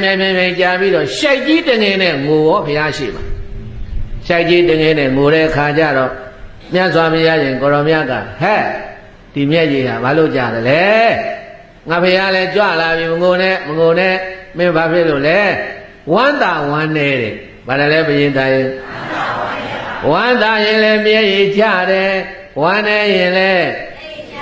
မျက်ရည်ကျတယ်တဲ့ဟိုအကယ်ဒမီစုပေးပွဲတွေမှာဟိုအကယ်ဒမီတွေရရင်တို့မငိုဘူးလား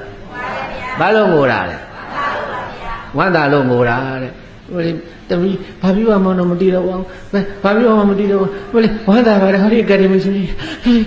ဟင်းနဲ့အော်ဒုက္ခငိုရင်ကွာကိုအိမ်ကြမှာငိုပေါ့လို့တဲ့လူကြားထဲမှာပြောပါဝမ်းမြောက်စကားပြောပါဆိုတာဒီအကယ်ဒမီရုပ်ကြီးဝေပြီးတော့ဘာပြောမှမသိတော့ဘူးတဲ့ဘာပြောမှမသိတော့ငိုတဲ့အဲ့ဒါဝမ်းသာလို့ငိုတာတဲ့ဘာဖြစ်လို့ငိုတာလဲတို့မေးတာဝမ်းသာလို့ငိုဘူးလားမငိုဘူးအကယ်ဒမီပေးကြည့်မယ်ကဲအဲ့ဒါကဲဝမ်းနေရင်တော့ငိုဘူးတဲ့ဝမ်းနေရင်တော့ဘာဖြစ်လဲဝမ်းနေရင်တော့ငိုဘူးတဲ့အဲ့တော့ဘေးသတ်တဲ့နှမျိုးပေါင်းပြီးတော့ရှင်ဝက်ကလိကတော့ဝမ်းသာတာအရင်ဖြစ်တယ်။ဘာဖြစ်လို့လဲမြတ်စွာဘုရားကြွရောက်ချီးမြှောက်တော်မူတယ်။ကိုတော်တိုင်ကြွတော်မူလာတယ်။မြတ်စွာဘုရားကအနိကဖူးရှင်နေတာဖူးရတယ်ဝမ်းသာတယ်။ဝမ်းနဲ့လို့ငိုတာကတော့ဘေးသတ်တဲ့အိယာတွေက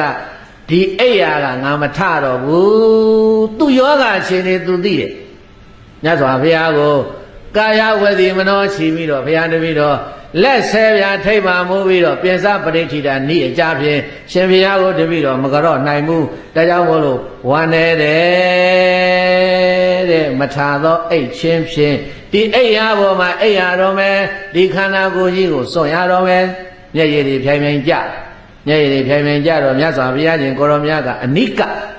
သူ့မျက်နှာပေါ်ဘုရားမျက်နှာတော့အုပ်ပြီးတော့ဘုရားကြည့်လိုက်တဲ့အခါကျတော့ဘေးသတ်တဲ့မျက်တွင်းကလည်းဟောက်ပဲနှထင်တွေကလည်းခြိုက်နေပြီလက်တွေခြေတွေကလည်းပလွေရိုးလိုဖြစ်နေပြီလှုပ်လဲမလှုပ်နိုင်အာယူပြီးတော့လှုပ်ပြန်တော့ရင်တွေကခုံးလို့မောလာပြန်တယ်ကြည်စမ်းပါဦးဘေးတိုင်ရှင်ဝက်ကလိဖြစ်နေတဲ့ယောဂအဲ့တော့ဒီအခြေအနေကိုကြည်ပြီးတော့ဘုရားရှင်ကိုရောမြတ်ကငါသားတော်ကြီးဝက်ကလိတော့ဒီတောင်ကကြော်တော့မှမဟုတ်တော့ဘူးအဲ့ဒီတော့ဘုရားရှင်ကိုရောမြတ်ကညာဘက်လက်တော်ကိုဆန့်တမ်းပြီးတော့ပြေးတတ်ရဲ့ရှင်ဝက်ကလိရဲ့နဖူးပေါ်မှာမြတ်စွာဘုရားရဲ့ရွှေလက်ဘဝတော်လေးတင်ပြီးတော့ဘုရားရှင်ကိုရောမြတ်ကကိစိတေဝက်ကလိခမနိယံကိစိခမနိယံယပနိယံကိစိတေဒုက္ခဝေဒနာပရိက္ခမန္တိဘယ်လိုလဲရှင်သာဝက်ကလိမင်းဝေဒနာအခြေအနေလေးပြောပါအောင်မင်းဝေဒနာလျှော့ကြတတ်တာရဲ့လားကြမှာရဲ့လားနမေဗန္တိခမနိယံနာယပနိယံဘာလာမေဒုက္ခဝေဒနာဘိက္ခမန္တိနောပဋိက္ခမန္တိတုံတော်ကြည့်တော်မူသောမြတ်စွာဘုရားဘုရားတပည့်တော်ရဲ့ယောဂဝေဒနာဘာလာပြဋ္ဌာန်းကုန်သောဒုက္ခဝေဒနာဆင်းရဲသောယောဂဝေဒနာတို့သည်အဘိကမန္တိတဲ့တချိန်နဲ့တိုးပြီးတော့လာပါတယ်မြတ်စွာဘုရားနောပဋိက္ခမန္တိလျှော့ကြသခြင်းခြင်းမရှိပါမြတ်စွာဘုရားလိုအဝါစာရွှေနဲ့တော်ကြာအောင်ကောင်းစွာမသွေလျောက်ထားလိုက်ပါပေတော့တည်း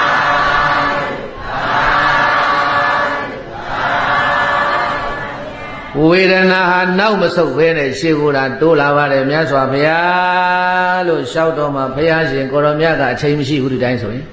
အချိန်မရှိဘူးတရားပေးဖို့လို့အချိန်တန်ပြီတဲ့မပေးဖို့လို့လေတရားပေးဖို့လို့အချိန်တန်ပြီလို့ဘုရားရှင်ကိုရောမြတ်တွေးမိပြီးတော့ဝက်ကလေးကိုမေးတယ်ကေစိတေဝက်ကလေးနာကိစီကုတ်ကုတ်ဇာနာကောစီဝိပတိသာတော်ချက်တာမင်းငါမေးမယ်မင်းခုနတော့ကမျက်ရည်လေးဖြိုင်းဖြိုင်းကြပြီးတော့ငိုနေတာဘယ်လိုလဲမင်းစိတ်ထဲမှာကုတ်ကုတ်စဗါတယ်လဲဘုရားသားရဲ့ကုတ်ကုတ်စဆိုတဲ့ပါဠိစလုံးကိုတူတူလေးပြောမယ်ဘုရားသားရဲ့ကုသိုလ်တွေကိုမလုံးလိုက်ရဘူးငါကုသိုလ်ကောင်းမှုတွေမလုံးလိုက်ရဘူးငါသေတော့မယ်ငါကုသိုလ်ကောင်းမှုတွေမလုံးလိုက်ရဘူးလို့မင်းစိတ်ထဲမှာအဲ့ဒီလိုဖြစ်နေသလားမဖြစ်ပါဗျာငါအကုသိုလ်တွေတော့လုံးမိပြီလို့မင်းအဲ့ဒီလိုကတွေးနေသလားအဲ့ဒါကိုကုတ်ကုတ်စအဲ့ဒါကိုဘာလို့ခေါ်လဲအေးအဲ့ဒါကိုကုတ်ကုတ်စလို့ခေါ်တယ်မလုံလိုက်ရသေးတဲ့ကုသိုလ်တွေကိုပြန်ပြီးတော့တန်တာနေတယ်လုံပြီးတဲ့အကုသိုလ်တွေကိုလည်းတတိယနေတယ်မင်းစိတ်ထဲမှာအဲ့ဒီလိုဖြစ်နေသလားလို့မြတ်စွာဘုရားရှင်ကိုရောမြတ်ကမေးတဲ့အခါကျတော့အာနပကံဗန္နေကုတ်ကုတ်စအနပကောဝိပတိတာတော်တပည့်တော်မှာကုတ်ကုတ်စနေဝိပတိတာရာတရားတွေတဲ့အများကြီးဖြစ်နေပါတယ်ဖရာတဲ့ကြိုက်သွားရောဘုရားကြီးဘုရားကမေသူကလည်းဖြေတာတပည့်တော်မှာကုတ်ကုတ်စတွေဝိပတိတာရာတရားတွေဖြစ်နေပါတယ်ဖရာဟမ်ဘုရားကနှုတ်နေပါဦးမင်းငါမေးပြရသည်အောင်ကိစီပါဏတံဝက်ကလိအတ္တသီလာတောနာဥပဝရတိကဲအဲ့ဒါဆိုမင်းငါမေးပဲကွာတဲ့မင်းယဟန်ဖြစ်တဲ့နေ့ကစပြီးတော့ယဟန်တို့ရဲ့စောက်ရှောက်ထိန်းနေတဲ့သီလပြတ်သလားတဲ့မပြတ်ပါဘူးမြတ်စွာဘုရားသီလမှာကုတ်ကုတ်စမရှိဘူးသီလမှာဘာမရှိဘူးတဲ့သီလဖြူစင်တယ်တဲ့ဘာဖြူစင်တယ်လဲမင်းသီလတရားတွေပြည့်လို့ငါသီလမစင်ကြဘူးလို့အဲ့ဒီလိုမင်းကိုမင်းပြန်ပြီးတော့ဆွဆွဲနေတာလားမဟုတ်ပါဗျာနာခောမဗန္နေအတ္တသီလတောဥပဝရတိတပိတော်မှာသီလဖြူစင်ပါတယ်မြတ်စွာဘုရားဒါဖြစ်ရင်မြတ်စွာဘုရားရှင်ကိုတော်မြတ်ကဘာကြောင့်ကုတ်ကုတ်စတွေဝိပတိတာရတွေဖြစ်နေသလဲလို့မေးတဲ့အခါကျတော့မှစိတာပတိကောဟံဗန္နေဘဂဝံတံတတနာယဥပသင်္ကမတုကာမောနတ္ထိသမေကာယသမိတာဝတိကာဘာလမတ္တာယာဝတံဘဂဝန္တံတတနာယဥပသင်္ကမေယတပိတော့ဘုရားဖူးခြင်းနေတာကြားပြီဩဘုရားဖူးခြင်းနေတာကြားပြီကိုယ်လက်ကိုမချီနိုင်မသေးနိုင်ထားပြီးတော့မရှိခိုးနိုင်တဲ့အခြေအနေကိုရောက်ပြီတဲ့ကိုယ်တိုင်ထားပြီးတော့ဖူးခြင်းမှတော့လည်းပဲမထနိုင်တော့လို့တပိတော့စိတ်မကောင်းဖြစ်နေပါတယ်မြတ်စွာဘုရားသူ့ကုတ်ကုတ်စားကသူစိတ်မကောင်းဖြစ်တာကတခြားမဟုတ်ဘူးဘုရားတိုင်ဘုရားထမရှိခိုးရလို့တဲ့ဘာမရှိခိုးရလို့တဲ့ဒီစိတ်ကိုရအောင်ဖြောက်ရတော့မယ်ဒီစိတ်ကိုဘာလုပ်ရတော့လဲဒီစိတ်ကိုရအောင်ဖြောက်ရတော့မယ်ဒီတော့ဘုရားရှင်ကိုရောမြတ်ကအယံဝက်ကလေးအယံအလံဝက်ကလေးရှင်သာဒီသကားဒီမာတွေရတ်တော်တဲ့မောရသူရှေ့လျှောက်တော့မှလေတပည့်တော်တော်ထဲမှာနေတော့က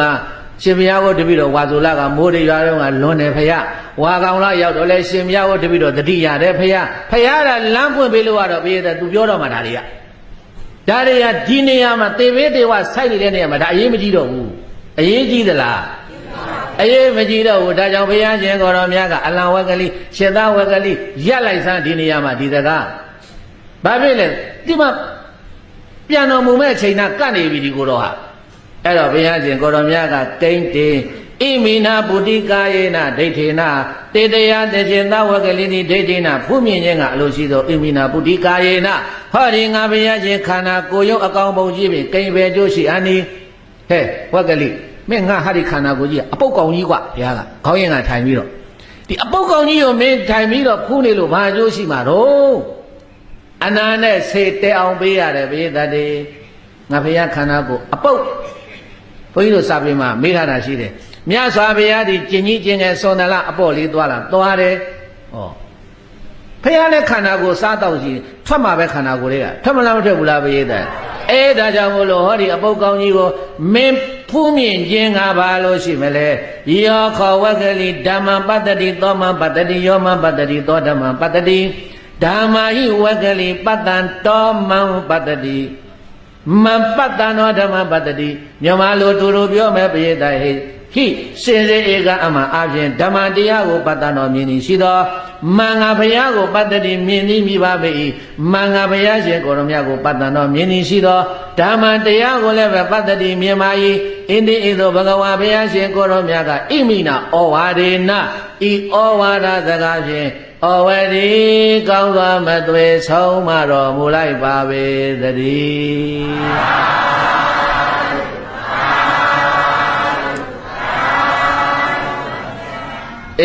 းရှစ်သားဝက်ကလေးငါဖះအပုတ်လောင်နေတဲ့ဟောဒီခန္ဓာကိုယ်ကြီးကိုမဲအာယုံမပြုတ်နဲ့တော့တရားအာယုံပြုတ်ပါတော့တရားကိုမြင်အောင်ကြည့်ပါတော့ဖះကို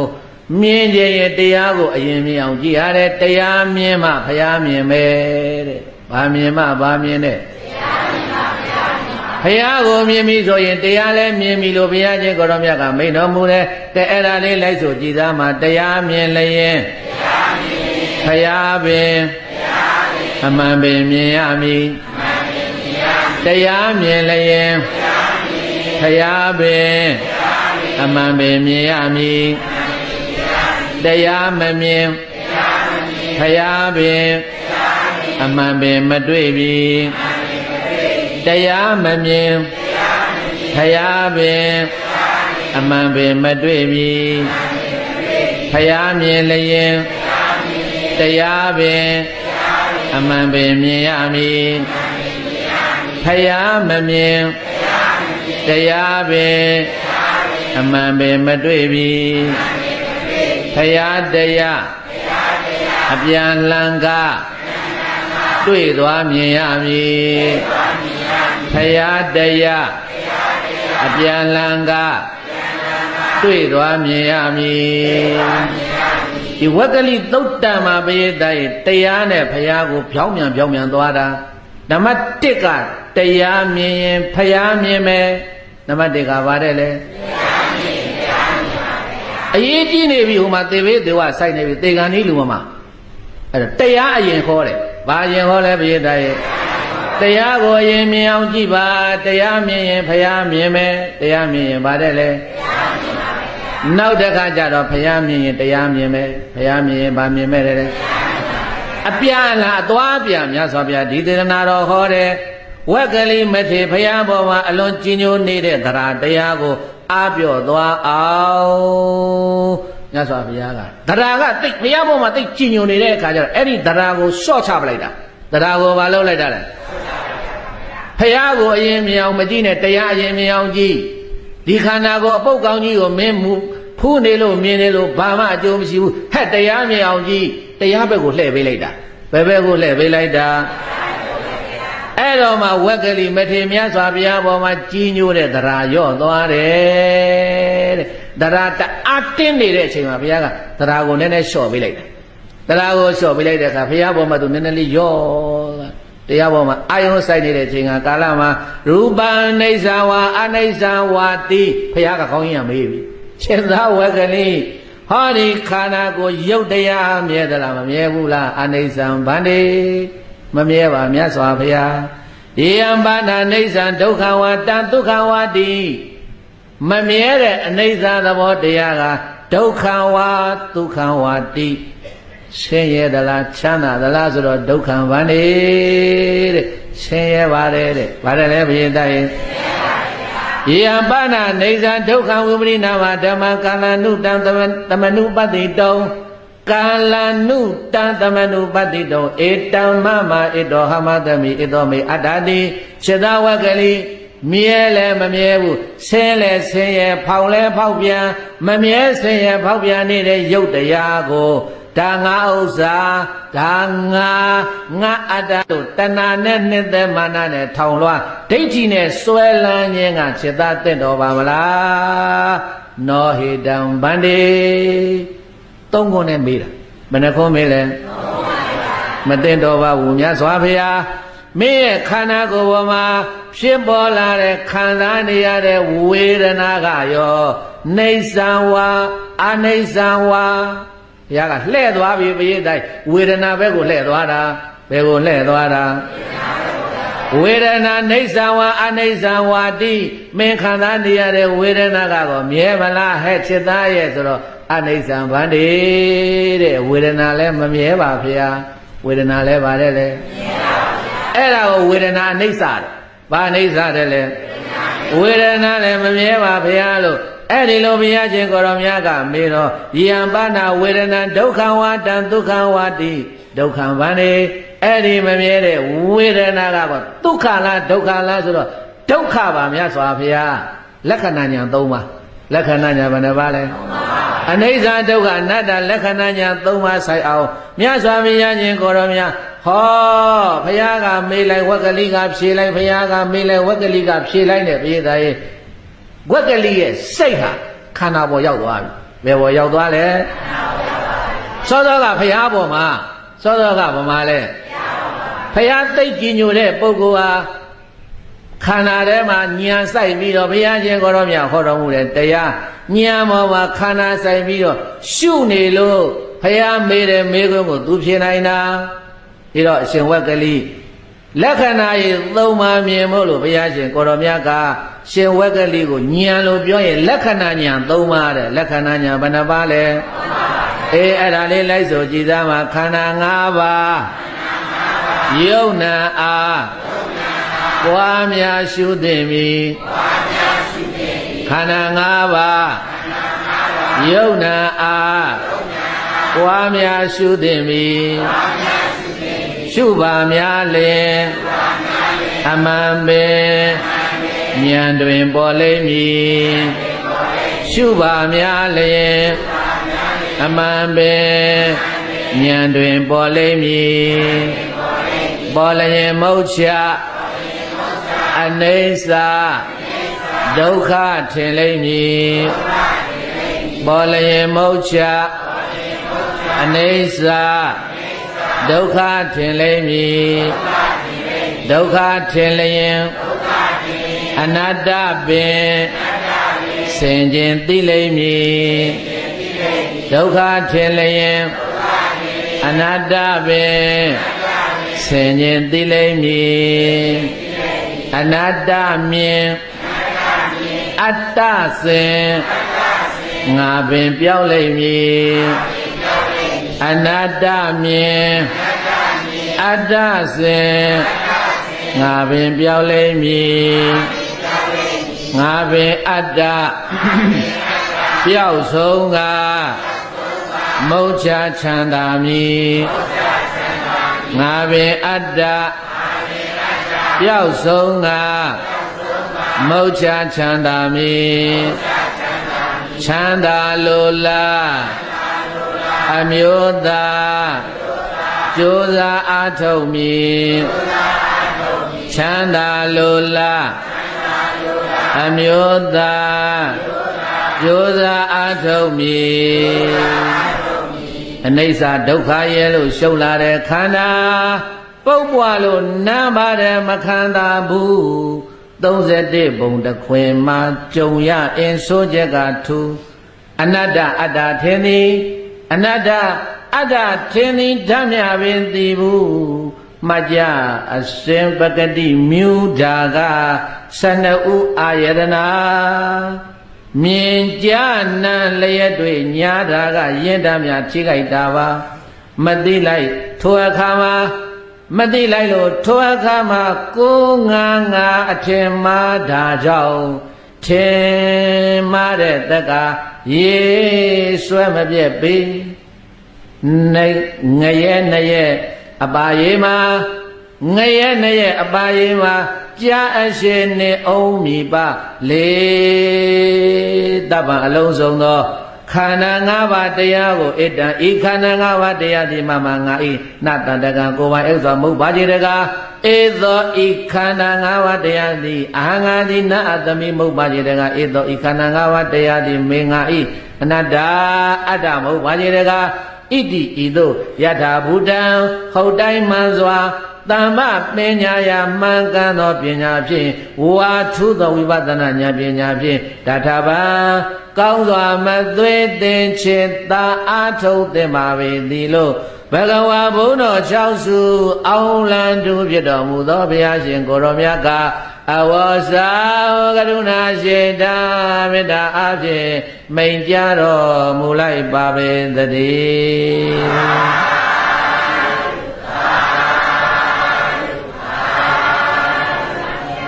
အနိစ္စဒုက္ခအနတ္တလက္ခဏာရေ3ပါးနဲ့တဏမာနဒိဋ္ဌိဖြုတ်ဖို့တရားရှုပါလို့မြတ်စွာဘုရားကတိုက်တွန်းပါတယ်ရှုပါများလို့ဝိပဿနာဉာဏ်စဉ်တွေတက်စင်မိတက်စင်တက်လာရင်နိဗ္ဗိဒဉာဏ်ဖြစ်မယ်နိဗ္ဗိဒဉာဏ်နောက်ကနေပြီးတော့ဝိရာဂခေါ်မက်ပေါ်လာလိမ့်မယ်ဝိရာဂနောက်ကဝိမု ക്തി ခေါ်တဲ့ဖို့ပေါ်လာမယ်ဝိမု ക്തി ဖို့ပေါ်ပြီးတဲ့နောက်မှာပစ္စောကနာပေါ်လိမ့်မယ်ချစ်သားလို့မြတ်စွာဘုရားဒီတရားတူတူလေးဟောပြီးတော့ဘုရားရှင်ကိုတော်မြတ်ဂိတ်စကုတ်တောင်ပေါ်ကိုကြွသွားတယ်ဘယ်ကိုကြွသွားလဲလာတာဝေလူဝံကလာတာဘယ်ကလာဝေလူဝံပြန်သလားအကြောင်းရှိတဲ့ဘုရားရဲ့မြတ်စွာဘုရားကြောင်းတော်မပြန်မဲနဲ့ဂိတ်စကုတ်တောင်ပေါ်ကိုကြွသွားတယ်ဖះကြွားသွားပြီးတော့မကြခင်ရှင်ဝက်ကလေးကအဖော်ရဟန်းနေခေါ်ပြီးတော့ကိုတော်တို့လာတပြီးတော့ဒီတဲကနေထုတ်ကိုတော်နေမကောင်းဖြစ်နေဒီမှာပဲနေမရဘူးထုတ်ဘယ်သွားမလို့လဲဣတိကိလိတောင်းတဲ့ဘယ်တောင်းတဲ့ဝေဘာရတောင်းဝေဘုံလတောင်းဣတိကိလိတောင်းပန္နဝတောင်းဂိစကုတ်တောင်းတောင်းကြီးငါလုံးကာထားတာရာတရိုမျိုးဆိုတာဖះကဂိစကုတ်တောင်းဣတိကိလိတောင်းမပို့ပေးပါတယ်ဟာထမ်းတရားပြန်ဟောပရိသတ်ဒီလူမမာကြီးကိုအဲ့ဒါဣသိဂိရိတောင်ပေါ်ရောက်တဲ့အခါကျတော့မှဣသိဂိရိတောင်ပေါ်ကာလသီလလို့ခေါ်တဲ့ကြောက်ဖြာရှင်မောက္ကလံပြိဋိဘံဆံသွားတဲ့ကြောက်ဖြာကြီးပေါ့အဲ့ဒီကြောက်ဖြာကြီးပေါ်မှာအသာလေးတင်းလို့ကိုတော်တို့အနာကနေခွာကြတော့သွားကိုတော်တို့သွားတရားမှတ်တော့မယ်ဘာလို့မလဲဘုရားသားရဲ့အဲ့ရာကိုရိတ်သာလုံးပြီးရှင်ဝက်ကလေးမတည့်ရဲ့ခန္ဓာမှာဘာထင်ရှားနေတယ်လဲဝေဒနာဘာထင်ရှားနေတယ်ဝေဒနာထင်ရှားနေတယ်ဒါကြောင့်မို့လို့ဘုန်းကြီးတို့စာပေများဘူတံသောပတ္တိထင်ရှားတာကိုရှုပါဘာကိုရှုမလဲထင်ရှားတာကဝေဒနာထင်ရှားနေတော့ဝေဒနာကိုပဲရှုနေတယ်ဝေဒနာပေါ်မှာတိလေးကပ်ပြီးတော့ရှုလိုက်တော့အရှုခံပြတဲ့ဝေဒနာနာနောက်ကအဲ့ဒီဝေဒနာပေါ်မှာလိုက်ပြီးတော့ရှုနေတဲ့နာလို့ခေါ်တာစိတ်နာငါပါတယ်လေဘုရားသားရဲ့အတိစိတ်ဝေဒနာခံစားနေရတာကိုနောက်ကနေလိုက်ပြီးတော့ရှုတယ်အတိစိတ်အဲ့ဒါမှဘုရားသားရှုရင်နဲ့ဝေဒနာဟာဘာဖြစ်လဲပေါ်လိုက်ပြောင်းလိုက်ပေါ်လိုက်ပြောင်းလိုက်ပေါ်လိုက်ပြောင်းလိုက်နဲ့အိုးမမြဲပါလားအခုဖြစ်နေတယ်အခုပြောင်းသွားတယ်အခုထပ်ဖြစ်လာမယ်နဲ့ဝေဒနာတစ်ခုထပ်ရှုတာပဲနိုင်အောင်အဲ့ဒီလိုနဲ့ဘုရားသားရဲ့လက္ခဏာညာထင်လာပြီမမြဲပါလားငါကတော့ဒီဝေဒနာကအမြဲတမ်းဖြစ်နေတယ်ထင်နေတယ်အခုညာဆိုင်ပြီးတော့ရှုလိုက်တော့အခုပျောက်သွားတယ်ဟောချက်ချင်းပြန်ဖြစ်လာပြန်တယ်ဟောတော့ကြောင့်ဟိုနာကနာတာပဲပေါ်တဲ့နေရာတွေကိုထင်ရှားတဲ့နေရာတွေကိုလိုက်ပြီးတော့မှတ်နေတာဘုရားတိုက်ရှင်ဝက်ကလေးဟာအဲ့ဒီလိုနဲ့လက္ခဏာရဲ့သုံးပါးထင်ဥဒယဘယညာဝင်ဖြစ်ပြသိနေတဲ့ရှင်ဝက်ကလေးရဲ့ညာစင်မှာတရားမြင်နေပြီဘာမြင်နေသလဲတရားမြင်ရင်ဘုရားမြင်မယ်တရားမြင်ရင်ဘာမြင်မလဲတညလုံးပရိသတ်ရဲ့အဲ့ဒီမှာဝေဒနာနုပါဒနာကမ္မထရှုနေရင်နဲ့ညသကောင်ချိန်ရောက်ပြီတဲ့ဘယ်ချိန်ရောက်ပြီလဲဘုန်းကြီးထင်တယ်ညနေဆောင်ခေါ်သွားတာထင်တယ်ဣတိဂိရိတောင်မဟုတ်ဘူးအဲ့ဒါညသကောင်ရန်ချိန်ရောက်တဲ့အခါကျတော့မြတ်စွာဘုရားကလည်းမပြန်ဘူးတဲ့ပရိသတ်ရဲ့ဂိစကုတ်တောင်ပေါ်မှာဘယ်တောင်ပေါ်မှာလဲနတ်သားနှစ်ပါးရောက်လာတဲ့ဘုရားရှိကိုနတ်သားနှစ်ပါးရောက်လာပြီးတော့ဘုရားရှင်ကိုရောမြတ်ကိုလျှောက်တယ်ဝက်ကလီပန်းနေဝိမောက္ခယစေတောတိဘိက္ခုမြတ်စွာဘုရားရှင်ကိုရောမြတ်ကြီးဘုရားဝက်ကလီမထေရမက်ဖို့ရရန်တရားအထုတ်နေပါတယ်ဘုရားတဲ့အဲ့ဒီယဟန်ကကိလေသာဘေးတန်တရာဘေးကလွတ်လိမ့်မယ်လို့ထင်ပါတယ်မြတ်စွာဘုရားဒါကြောင့်ဘဒုမတိတိနတ်တိတယ်ဆိုတာဘုရားတဲ့ကြည်သားဝက်ကလီတရားအထုတ်နတ်သားနှစ်ပါးဘုရားလာလျှောက်သွားတယ်ဒီကိုတော့မဲ့ညာဘုံညာရမယ်လို့ထင်ပါတယ်ဖေဟာရှင်ဝက်ကလေးဣတိဂိရိတောင်ကာလသီလကြောက်ဖြာကြီးပေါ်မှာပက်လက်အနေထားနဲ့မထာသောအိတ်ချင်းပင်တရားမှတ်နေပါတယ်ဖေဟာဒါနဲ့နတ်သားနှစ်ပါးလျှောက်ပြီးပြန်သွားတူတူပြောဆိုမိုးလင်းပြီဆိုလိုက်ကြတော့ဘုရားသားရဲ့မိုးလင်းတဲ့အခါကျတော့မြတ်စွာဘုရားရှင်ကိုရောမြတ်ကတန်ဃာတော်တွေခေါ်ပြီးတော့ဟဲ့ညကနတ်သားနှစ်ပါးငါဒီလိုလာပြောသွားတယ်မင်းတို့ဟိုတောင်ကူးသွားကြတာသွားဣတိဂိရိတောင်ကူးသွားလားဣတိဂိရိတောင်ရောက်ရင်ဝက်ကလေးကို သွားပြောပြလိုက်ညာကနတ်သားနှစ်ပါးမြတ်စွာဘုရားကိုဒီလိုလာလျှောက်တယ်လို့ဆိုကိုရိုတွေကဂေသကုတ်တောင်ကနေဣတိဂရိတောင်ကူးသွားဟိုရောက်တော့ဝက်ကလေးကပက်လက်ကြီးပရိသတ်အဲ့ဒါရှင်ဘုရားဝက်ကလေးရှင်ဘုရားကိုမြတ်စွာဘုရားရှင်ကိုရောမြတ်ကမိန့်တော်မူလိုက်တယ်ညကနတ်သားနှစ်ပါးဒီလိုလာလျှောက်တယ်ပေါ့ရှင်ဘုရားကမညာပူညာရလိမ့်မယ်လို့ပြောတယ်အဲကြောင့်မလို့ဘုရားရှင်ကိုရောမြတ်ရဲ့အမိန့်တော်လာပြောတဲ့အခါမှာရှင်ဝက်ကလေးကတောင်းပန်တယ်ရှင်ဘုရားတို့တဲ့ဘုရားစကားတော်ကိုပြောချင်ရင်တပည့်တော်ကကြောက်ချာကြီးဘဝဖြစ်နေတယ်ရှင်ဘုရားတော်အောက်ကတပည့်တော်ကိုအောက်ချပေးပါတဲ့သူ့ကိုပဲချခိုင်းတယ်ဘုရားမြတ်စွာဘုရားစကားတော်ကိုနားထောင်မှမလို့အမြင့်ကနေနားမထောင်မရစေနဲ့တပည့်တော်ကိုအောက်ချပေးပါဒါနဲ့တန်ခါးလေးကအောက်ပွေချပြီးတော့မဟာဘာယိဝက်ကလေးရှင်သားဝက်ကလေးမကြောက်ပါနဲ့အပါပကံတေမရဏဘဝိတ္တိသင်္ချစ်သားရဲ့သေခြင်းဟာကောင်းသောသေခြင်းဖြစ်လိမ့်မယ်လို့ဘဂဝါဘုရားရှင်ကိုရောမြတ်ကမိန့်တော်မူလိုက်တယ်ဘာမှမကြောက်နဲ့သေသွားရင်လည်းပဲကောင်းသောသေခြင်းပဲလို့မြတ်စွာဘုရားမိန့်တော်မူလိုက်တယ်လို့အဲ့ဒီလိုပရိသတ်တွေတန်ဃာတော်တွေမြတ်စွာဘုရားလာပြောခိုင်းတဲ့စကားကိုပြောကြလို့အပြီးတန်ဃာတော်တွေလည်းပြန်သွားရောရှင်ဝက်ကလေးဘာလို့တလဲတဲ့သူတပိတ်လေးပါလာတပိတ်ကိုလက်လေးနဲ့ဆန်းတပိတ်ကဝုန်းဆိုလဲတော့တပိတ်ထိကသင်္နှုံးသားထွက်လာတယ်ဘာထွက်လာကောင်းရိပ်တာဘာသာလဲပရိသတ်ရဲ့ကိမ့်မေအမိနာဒုက္ခေနာဇိဝိတေနာတတ္တံအာရိတဝမရိသမိတိခိနေနာသတ္ထေနာကန္ဒနာလံစိန်ဒီတဲ့မေငါအာဒုက္ခေနာဆင်းရဲသွားသောခန္ဓာကိုယ်ကယောဂခဏဖြစ်ဒုက္ခေနာဆင်းရဲသွားသောဣမိနာဇိဝိတေနာဤကဲ့သို့သောသက်ရှင်ခြင်းမျိုးဖြင့်ကိမ့်ဘဲကျိုးရှိရနေတတ္တံလက်နဲ့ကိုအာရိတဝါယူ၍မရိသမိသေတော်မယ်ကိုကိုတတ်သေးတော့မရိသမိသေတော်မယ်ဣန္ဒီဤသို့တိခိနေနာထက်လာသွားသောတတ္ထေနာဒါဖြင့်ကန္ဒနာလံလက်ပင်ကိုချိန်ပြီးဖြတ်လေပြီဘယ်လဲအနေထားမှာတင်တော့နာလက်ပင်တင်ပြီးတော့သူ့ကိုယ်သူလက်ပင်နာတင်တော့နာနဲ့တိတ်ခီတော့တာကြည်စမ်းတော်ပြီလေဒီခန္ဓာကိုယ်ကြီးစော့နေတာကောင်းတယ်လေဒုက္ခပေးတဲ့ခန္ဓာကိုယ်အဲ့တော့ဘယေသတ္တေအဲ့ဒီလိုဖြန်လိုက်တော့အစောတုန်းကသူတရားနဲ့သူမှတ်နေတာဟုတ်သားပဲဒီမှာသူကလည်းဒီလေမင်းမော်တင်တော့နာတင်ပြီးတော့ဖြတ်လာတဲ့အချိန်ကကာလမှာဘယေသတ္တေအသားပဲကွယ်ဘယေသတ္တေဓာတ်နဲ့လှီးတော့မနာဘူးလားအေးမယုံရင်လှီးကြည့်ပေါ့ကွာအဲ့ဒါနာတာပေါ့ဘယေသတ္တေနာတဲ့အခါကျတော့အမလေးနာလိုက်တာဟောဟာဒေါသနဲ့ခုခံတာဘာနဲ့ခုခံတာဒေါသနဲ့ခုခံတော့သူ့ဟာသူလည်းပြန်စဉ်းစားတယ်အစောတုန်းကငါတရားမှတ်နေတာဟုတ်တယ်အခုဒီဟိုဝေဒနာမှတ်နိုင်တယ်ဒီလည်းပဲလှိတဲ့ဝေဒနာကြတော့ဘာဖြစ်နာတဲ့အခါအမလေးနာလိုက်တာဆိုဟာသွားပြီငါကုံကခုနကတော့တရားထဲမှာမျောပြီးတော့ငြိမ်နေတာမှတ်နိုင်တာငါကုံကယဟန္တာလို့ထင်နေတာအခုယဟန္တာမဟုတ်ပါဘူးလားဒီသင်္နှုံးနာနဲ့လည်းပဲလှိတော့နာအမလေးနာလိုက်တာလို့ငါရောင်ပြီးတော့အော်မိတယ်အဲ့တော့ငါဒေါသနဲ့ခုခံနေတာငါပုထုဇဉ်ပဲရှိသေးတာပဲဒီတော့ပရိသတ်တွေဒါကလည်းလှိနေတယ်တန်လိုက်ဘာလို့တလဲဒီနေရာမှာမူလကမ္မထမ်းနဲ့ဘာကမ္မထမ်းတဲ့လဲမူလကမ္မထမ်းကခန္ဓာကိုယ်ထဲမှာဒုကောင်းကနာနေတာဖိုက်ကနာနေတာခါကနာနေတာအဲ့ဒါမူလကမ္မထမ်းအခုဒီမှာလှိတာကဒါအစ်စ်အဲ့တော့ဘယ်ဟာရှုမလဲဒါမရှုတော့ဘူးဘယေသားဟိုဟာသွားရှုတာမူလကမ္မထမ်းကိုဘယ်ကမ္မထမ်းကိုလဲမူလကမ္မထမ်းကိုယူပြီးတော့ဝေဒနာအိုးဖို့ကောင်းတယ်ဘယေသားဒါကိုလှိလို့ရှုပြီးတော့ဟိုဟာသွားရှုနိုင်တယ်ဆိုတာကလည်းပဲအိုးဖို့ကောင်းတယ်တဲ့အဲ့ဒီမှာမူလကမ္မထဝေဒနာရှုအနိစ္စဒုက္ခအနတ္တလက္ခဏာဉာဏ်ထင်ဉာဏ်စဉ်နေတက်လို့ပရိသတ်တေဒီကတို့ရလဲလွန်နေပြီတို့တွေကလည်းပွားနဲ့ထွက်မလိတော့ဘူးလိထားတဲ့နေရာတန်းထားလိုက်တာဒီကနေပြီးတော့တွေ့လည်းပဲငါတွေ့ရလဲထွက်တွေ့တယ်လဲကုံယဟန္တာလည်းဖြစ်ကိလေသာလည်းကုံပရိသတ်အံ့ဩဖို့ကောင်းတယ်ဘုန်းကြီးတို့အဲ့ဒါမြတ်စွာဘုရားသာသနာတော်မှာဇီဝိတသမတိတိယဟန္တာတဲ့မူလတိကံမူလကမ္မထာနာအာရယတိကံလင်းမြန်သွားမူလကမ္မထာနာမူလကမ္မထာကိုအာရယပြန်ယူ၍သမတန်တောသုံးတတိရှိသောအရဟတံပပုနေတဝါအရဟတဘုသို့ရောက်ရသားလေကာလမကတိပြန်လွန်တော်မူခဲ့ပါ၏တကား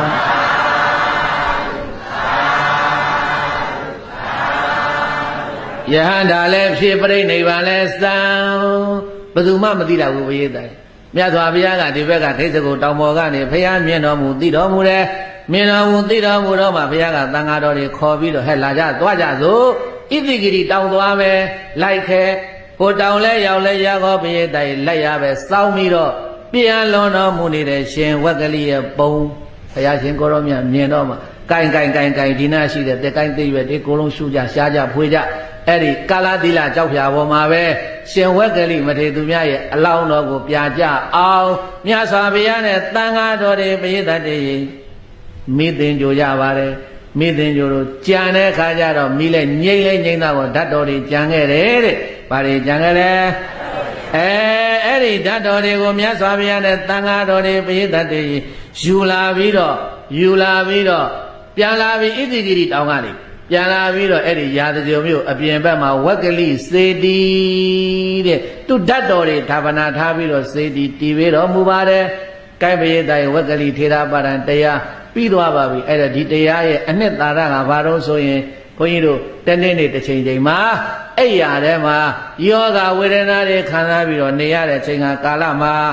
ဘယ်လိုတွေကိုဘဝခရီးတွေကြွတင်ပြင်ဆင်ပြီးတော့သွားမယ်ဆိုတာကိုခုချိန်တည်းကနော်တတိတရားလက်ကင်ထားပြီးတော့အိယာဝင်တိုင်းတတိယအောင်လို့အိယာတဲ့ဝင်တိုင်းတာဝေကညာပွားရအောင်လို့ဆိုတဲ့ဒီရွယ်ချက်ဖြင့်ခဏိဟောတဲ့တရားပရိသတ်အိယာဝင်တိုင်းတတိယပါတဲ့ဘာတရားလဲအေးဝက်ကလိမထေတို့လိုမထာသောအိခြင်းမြေယောဂဝေဒနာတွေပြင်းပြထန်ထန်ခံစားနေရတဲ့ချိန်ကာလမှာငါဒေါသနဲ့ခုခံမလားတရားနဲ့ခုခံမလားဆိုတာကိုမေးပြီးတော့အဲ့ဒါကိုခုခံခြင်းတော့တရားလက်နဲ့ခုတဲ့ကနေရှားဖွေထားနိုင်ကြပါလေဆိုတဲ့ရည်ရွယ်ချက်ဖြင့်ကိုင်းဆိုလိုက်သမ်းမှာလောကလူရွာရှင်လူများတို့ညာစဉ်ညာတိုင်းအိယာဝင်အိယာဝင်စဉ်ဘာညာတွေ့လို့ဟိုရေးဒီရေးအစုံမင်းဖြစ်တာမဖြစ်တာစိတ်မလေးလို့မှန်စွာမအေးလို့အပူတွေဝင်ဩနာသေးရေဒုက္ခပေတခါလေးမှမစင်ခြင်းနာပြချိန်ခါအိယာထဲမှာမိခါပက်လက်နေရလေထိုချိန်ခါမဓမ္မတရားကိုရှုကားပွားလို့နေဖို့ပြင်ဝက်ကလိခောယဟန်တော်မြတ်ကသူကိုသူတတ်တဲ့ပင်သူ့လိုဝေဒနာကိုခံစားရင်ရှုကားပွားမှတော်မယ်ထင်အဲ့ဒါကြောင့်အိတ်တဲ့ချိန်များတတိထားရှုပွားနေစေခြင်းလောကလူရွာရှင်လူများတို့ညာစဉ်ညာတိုင်းအိယာဝင်အိယာဝင်စဉ်ဘာညာတွေ့လို့ဟိုအရေးဒီအရေးအစုံပင်ဖြစ်တာမဖြစ်တာစိတ်မလေးလို့မှန်စွာမအေးလို့အပူတွေဝင်ဩနာသေးရေဒုက္ခပေတခါလေးမှမစင်ခြင်းနာပြချိန်ခါအိယာထဲမှာမိခါပက်လက်နေရလေထိုချိန်ခါမဓမ္မတရားကိုရှုကားပွားလို့နေဖို့ပြင်ဝက်ကလိခောယဟန်တော်မြတ်ကသူကိုသူတတ်တဲ့ပင်သူ လိုဝေဒနာကိုခံစားရင်ရှုကားပွားမှတော်မယ်ထင်အေဒါကြောင့်အိတ်တဲ့ချိန်များတတိထားရှုပွားနေစေခြင်းဧတိတော်မေအယံဓမ္မောဗုဒ္ဓေနာခေသဘာတိတောတေနသဗေဒုက္ခယံတုဇနာအိဋ္ဌသမင်္ဂိနောဗုဒ္ဓေနအရဟတသုတယံဘုခိုင်းတုနိုင်မမြင်ဂေါရမဘုရားရှင်သည်အာဟိသဘာတိတောထံကတိုင်းဘယပြပြသာသာတိကရွတ်ဆိုရေဟောကြားအပ်သော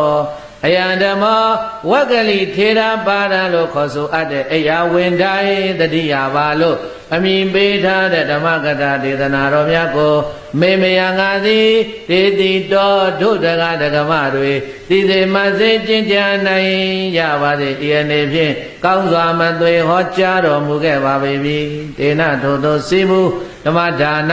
ဓမ္မသဝနာဘာဝနာမယပုံညကရိယာကုသိုလ်ထူကြောင့်တပေကျွဲ့မဲ့အုပ်သုံးလုံးစုံကုန်သောဇဏတရားနာရောက်လာပေါင်းများစွာတို့သည်ဣဒ္ဓသမင်္ဂိနောမိမိတို့အတိအလိုရှိရာတောက်တာအပ်သောဣဒ္ဓမင်္ဂလာကျက်တည်းဖြာဖြာတို့နှင့်ပြည့်စုံကြကုန်သည်ဖြစ်၍ဒုက္ခယတုယနေ့ကသာနိဗ္ဗာန်ရောက်ကြသည့်ဘဝတိုင်အောင်စိတ်ရွှင်လန်း၍ကြံကြံမာချမ်းချမ်းသာသာရှိတော်မူနိုင်ကြပါစေကုန်သတည်း